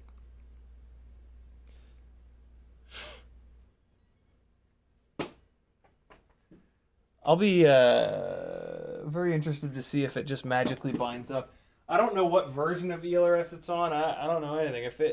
If this just works, that's pretty fucking cool. Which is nice, because we're just going to send it, guys. We're just going to send it. Let's just send it. We'll send it. Guys, it's time to just send it. Let's just send it. Guys, you got to just send it. Don't pay any attention. Just send it. Send everything. Send everything. If I ever catch one of you guys saying send it, I'm going to shame you. Fair warning. I'm going to shame you as hard as I can. Please don't say send it anymore. It's so stale and just awful. It was stale before when it was new. It's even more stale now. Will you work? You will not work. It is not bound. What? What? Oh God! It flew away. We got some. Yeah, it's oscillating to the moon. There's something going on. I'm gonna really quickly try to troubleshoot this. If it's not a quick fix, we're just gonna fly the other rigs because I am just very hungry. Me so hungry. Let's just back the PIDs off a little bit here. This could be because the frame is not tied together in the front. So we'll back the PIDs off, back the master multiplier off to 1.4, save that, take a quick look at the filtering. Now, see, it's got a ton of filtering. I hope it's not related to that weird D-term thing that I did. It might have too much filtering. Blizzard FPV with a 15 Canadian dollar super chat for the Escargot Goggle Fund. Thank you, brother. I hope I saved that. Let's really quickly just see if that was the fix. Nope. That ain't it. I do not have it in me to dive into this troubleshoot. Well, let me check one thing real quick though. Let's make sure that that the motors are ordered properly. So we're gonna arm it. Low battery. Yep. Nope. Yeah, everything is good. It's there's something going on. Yeah, Telemetry lost. we're gonna fly this next week. We did the build tonight. I feel okay about that. I gotta spend some time troubleshooting this, and then it'll be ready to go for next week. Let's get the VRX plugged in, and we'll do some frying with the other rigs that actually work. And don't just try to fly away. It could be related to that weird D-term thing, which we'll get to see in a second if this other rig that I changed that value on also goes banana pants. So let's see here. This is one of the Tattu BT 2.0 300 mAh batteries. And let's see here. Telemetry recovered. Let's see if this guy is going to have the same issue. I didn't totally know what the hell that D-term low-pass filter CLI item was. But let's see real quick. Nope. This guy's good to go. All right, so we're gonna we're just gonna send it, guys. We're just gonna send it. It's time to just send it. We're gonna send it. It's time to just send it. Let's send it, guys. Let's just send everything. Let's just say the word "send it," and it'll make us feel cool. And we'll just say it about things that make no sense, and we'll just say it over and over and over and over again until anyone over the age of 13 wants us to stop breathing.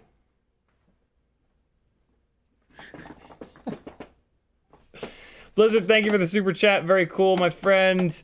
I need to add it to the goggle frame. Blizzard FPV with another 15 Canadian dollar super chat. He says, for a whoop frame for someone, just send it. Thank you, dude. Hold on. Let me add to the gear fund real quick. 512 is gonna go to 5. Oh boy, I can't do the math. 527. Is that right? What the hell is happening over here? What's going on with this camera now? Oh boy, what are you doing to me? Logitech, you're living up to your horribleness. All right, here we go. Look at these awesome WeBleed FPV gates. Look at them, they're nice and big. Whoa, boy! Oh, that was the lava lamp to the face. Oh, hey, look. Got the helmets back out. The helmets are back. And look. There's a Nintendo hooked up. And it actually works. Not all the games work, but a couple of the games work. I've only tried a couple of the games. Here we go.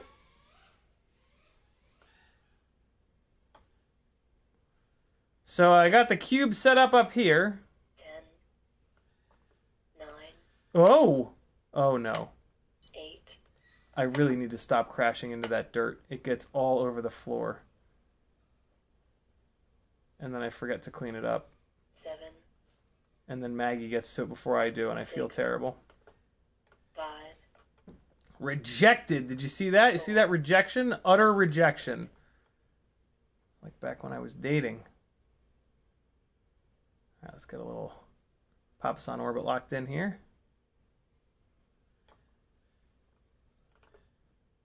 Oh! Thought I could maybe drop into that. That was too much to ask. Whoa! That was a big old uncommanded movement there. What the hell was that about? Oh boy.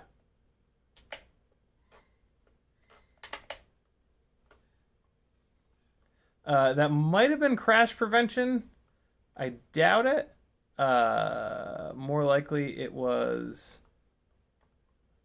ESC getting upset. Maggie in there. There she is. Look at her. Hard at work. Hard at work. Being amazing. Oh, there's that lamp. Look at that. Oh, that lamp is here now. I like that. We've been moving that lamp around today. Oh, God. There it does it again. What the hell's going on? That does not look like crash prevention. Crash prevention, when it triggers like that, it will oh no, don't. It will flatten the rig out. This is not flattening the rig out. It's just dropping an arm. seconds, Oh, God damn it.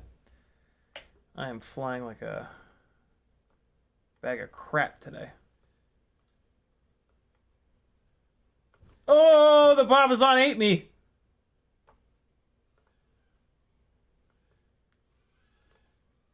Low battery.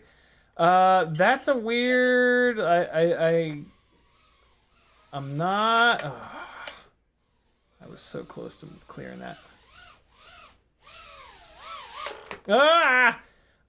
Yeah, I have a feeling that I might be on my way to killing one of these HappyModel ELRS AIOs. My God, have I put this through some abuse though, so I can't be all that upset if that's what's going on. Okay, let's put something different up in the air. So that was the ultimate freestyle tiny whoop. Ooh, one of these 0702 shafts is starting to slip. Ooh, they're all loosening up. Okay. All right. Well, I'll keep an eye on that. Yeah, they're all loosening up. Let me compare that to the new one. Yeah. No, never mind. No, there's just the tolerances suck on these things. It's fine. Let's put the newbie drone rig up in the air. This is 2 grams heavier. And yeah, different AIO, of course, but everything else is very similar. So let's see how this is. I actually haven't flown this yet. This is the rig that I forgot to put the EP2 in last week. I thought I was going to fly it last week. This is on 0802 30,000s with the T-Motor prototype triblades. So this should have a shitload of power, but it's heavier. So let's see what that looks like. Let's see what more power and more weight looks like. telemetry lost, Because that's the freestyle way, right? More power, but more weight. Here we go! I'll be happy if it... low battery, What? Why is the world upside down?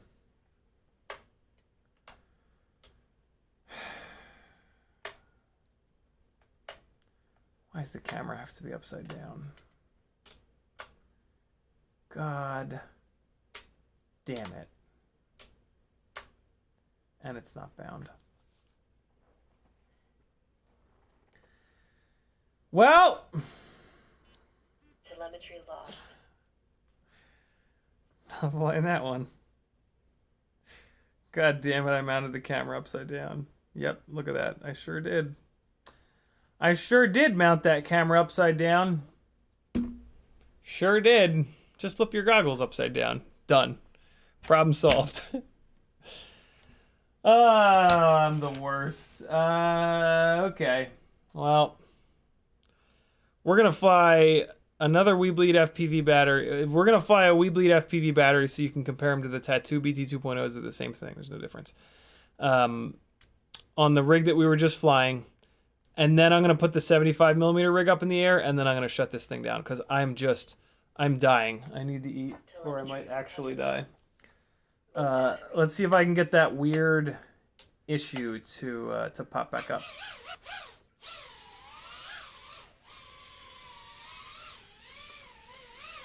Yeah, you saw it. It's another really small gap here. Oh boy. 9. There it is. Oh no!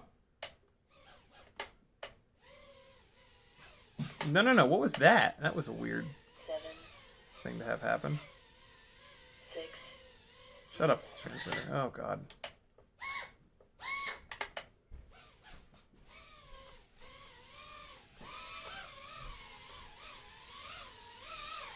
So yeah, this wall here is gonna get prepped and painted next. So I got everything.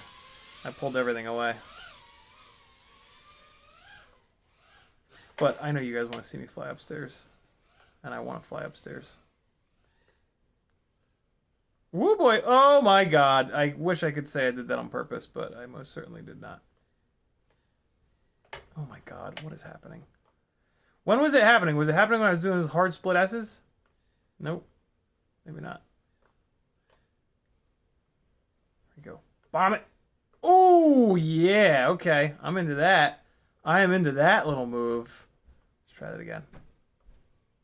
Oh, boy. A wild Felix has appeared.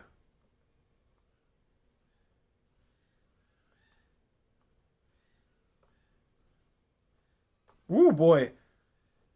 Almost caught that broom handle up in there. Oh, that was a cool... Oh, man, this thing... Like, if you let it, it really boogies around. My God.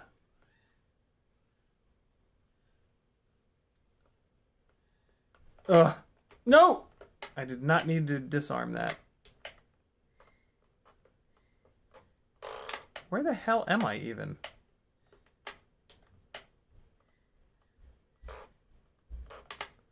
Help me! I can hear someone. Look at that ceiling. I see someone. I love you!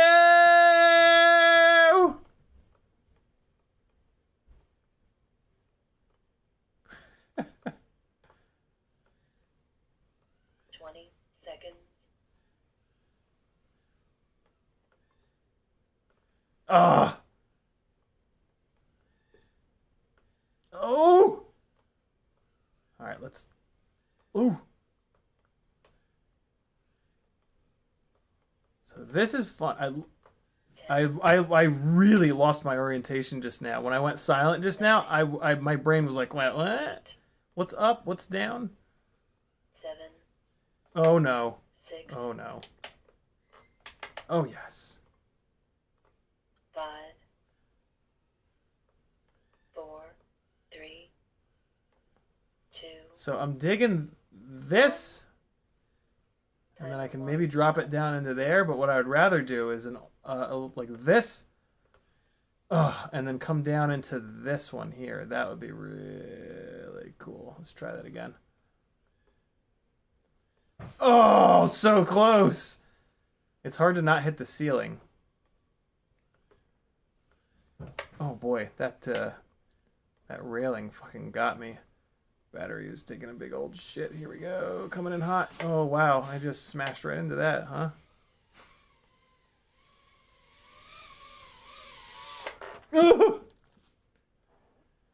Whew, boy. This poor thing, man. What a terrible job to have. This poor little tiny whoop. Hey, there's this gangly guy that's gonna absolutely just smash the piss at. It didn't drop an arm, which is interesting. Chuck Leone has 2 Mob 6 boards that will factory reset and lose binding, GTX and motor settings. If battery voltage drops too low. Any recommendations on a better AIO whoop board? There are no better ones. These are what we got. Just put your move your low battery warning around to a point where you don't over discharge it. That's a problem with a lot of these boards, actually. But yeah, there really isn't a better board. Let's put the 75 up in the air on the Emax 300 big boy battery, and we'll wrap it up with this little full. We'll wrap it up with this full send session that's coming at you here on Donkey McDonkeystein. Full send. Just say the same thing that everyone else says over and over and over again, and you'll be cool like them.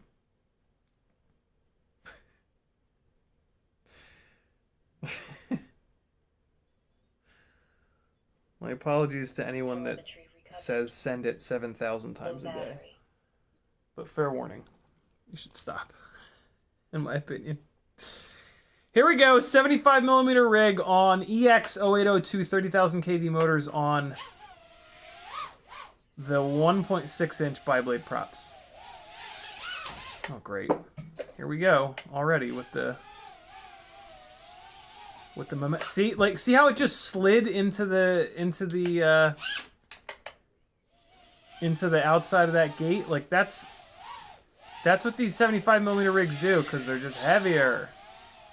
You gotta really drive them into the corners. Jesus. Which I don't want to do. Like but what I will give this rig is if I take it up here, if I can manage to get it up these stairs without crashing it, holy crap. That's a lot of power. Like that is a proper amount of power that this thing has.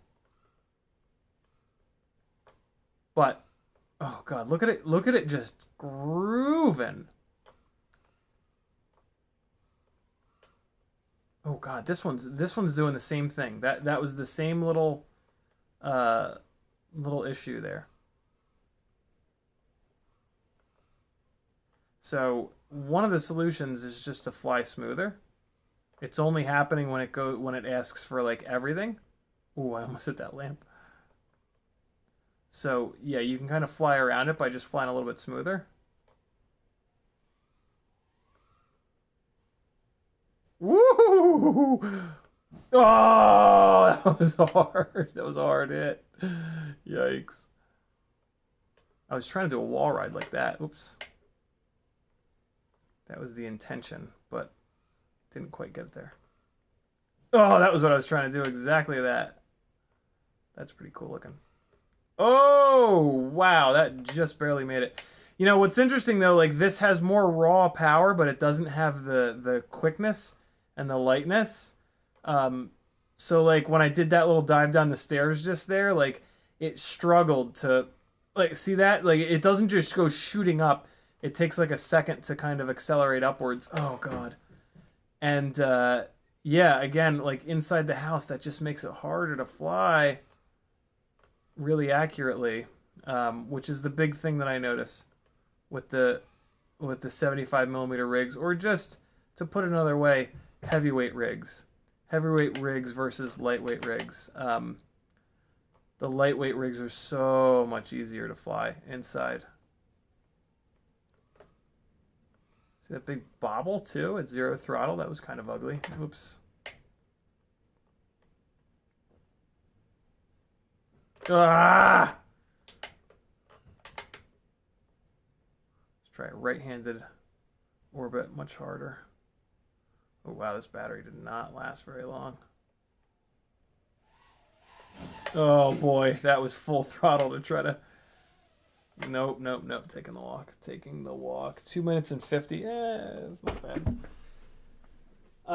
The performance of this battery is great, but yeah, the 75 thing, it's just too heavy. Hopefully you guys can see it. Man, that was a big hit. Jesus Christ. I have a funny feeling that that we're starting to kill these ESCs. Jesse said, do not buy these 30,000. It says on the product listing, do not buy these 30,000 kV motors. They will break all your shit. And what I noticed is that this is a newer AIO, Mob6 ELRS AIO. And I definitely noticed that when I took this AIO and put it into this frame with the big propellers, with the big KV motors, that's when it started to drop an arm. It's basically like a micro desync, essentially, I think.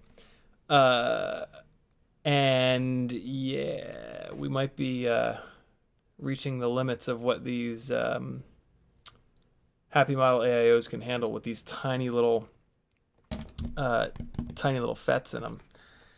But we'll see. If that's the case, it'll get worse and worse and worse and worse and worse. And I do plan to keep flying these. Hey, is anybody still in here? 56 beautiful people. All you small bastards, I've got a ton of FPV medium shirts. So if you wear a medium shirt and you need more FPV t-shirts, hit me up and buy some. A whole bunch of other stuff for sale. I went over all of the stuff that I'm selling on Monday's live stream. I hate to just send you somewhere else rather than going over it all. But I'm very hungry. I need to go upstairs and eat or I might die. Love you guys. I'll see you Friday at 6 or 7 o'clock. I might change Fridays to 6. I don't know. But be good. Kevin Sumner says, with 2 rigs doing it, I wonder if it's gimbal going bad in that QX7. I doubt it. It doesn't do it on any other rigs. And it does it. It only does it at a time. It's just the behavior that it's exhibiting I've seen hundreds of times before. So I just kind of know what it is. I've also had gimbals going bad, and I know what that is. I know what that kind of shows up as. So I really doubt it. Gimbals won't yeah, this is a pretty classic kind of desync. But that's a really good thought. That's a really, really, really good thought. If it wasn't such a familiar kind of arm drop that it's doing it during stick movements that it's a combination of things. The motion that it's doing and the when it's doing it, I'm familiar with, and it's when ESCs start to die. So I'm pretty sure that I know what it is. But yeah, if you've got a behavior that's happening on multiple rigs, there's a good chance that it's your transmitter. Be good friends. Oh wait, now we're good. I'm roughly caught up. No, here we go. Now I'll be caught up. Morton Upshot says, what cameras in these looks better than mine? Runcam Nano3 that comes with all the new ELRS Mobulus. Be good friends. Thanks for hanging out. I will see you Friday. CiottiFPV.com if you like this kind of content. You want to see it continue. Join my Patreon. Click all the buttons, affiliate links, all the good stuff. Love you. Bye. I'm not ready yet. I'm almost ready. I'm almost ready. I'm almost ready. You can almost go away now.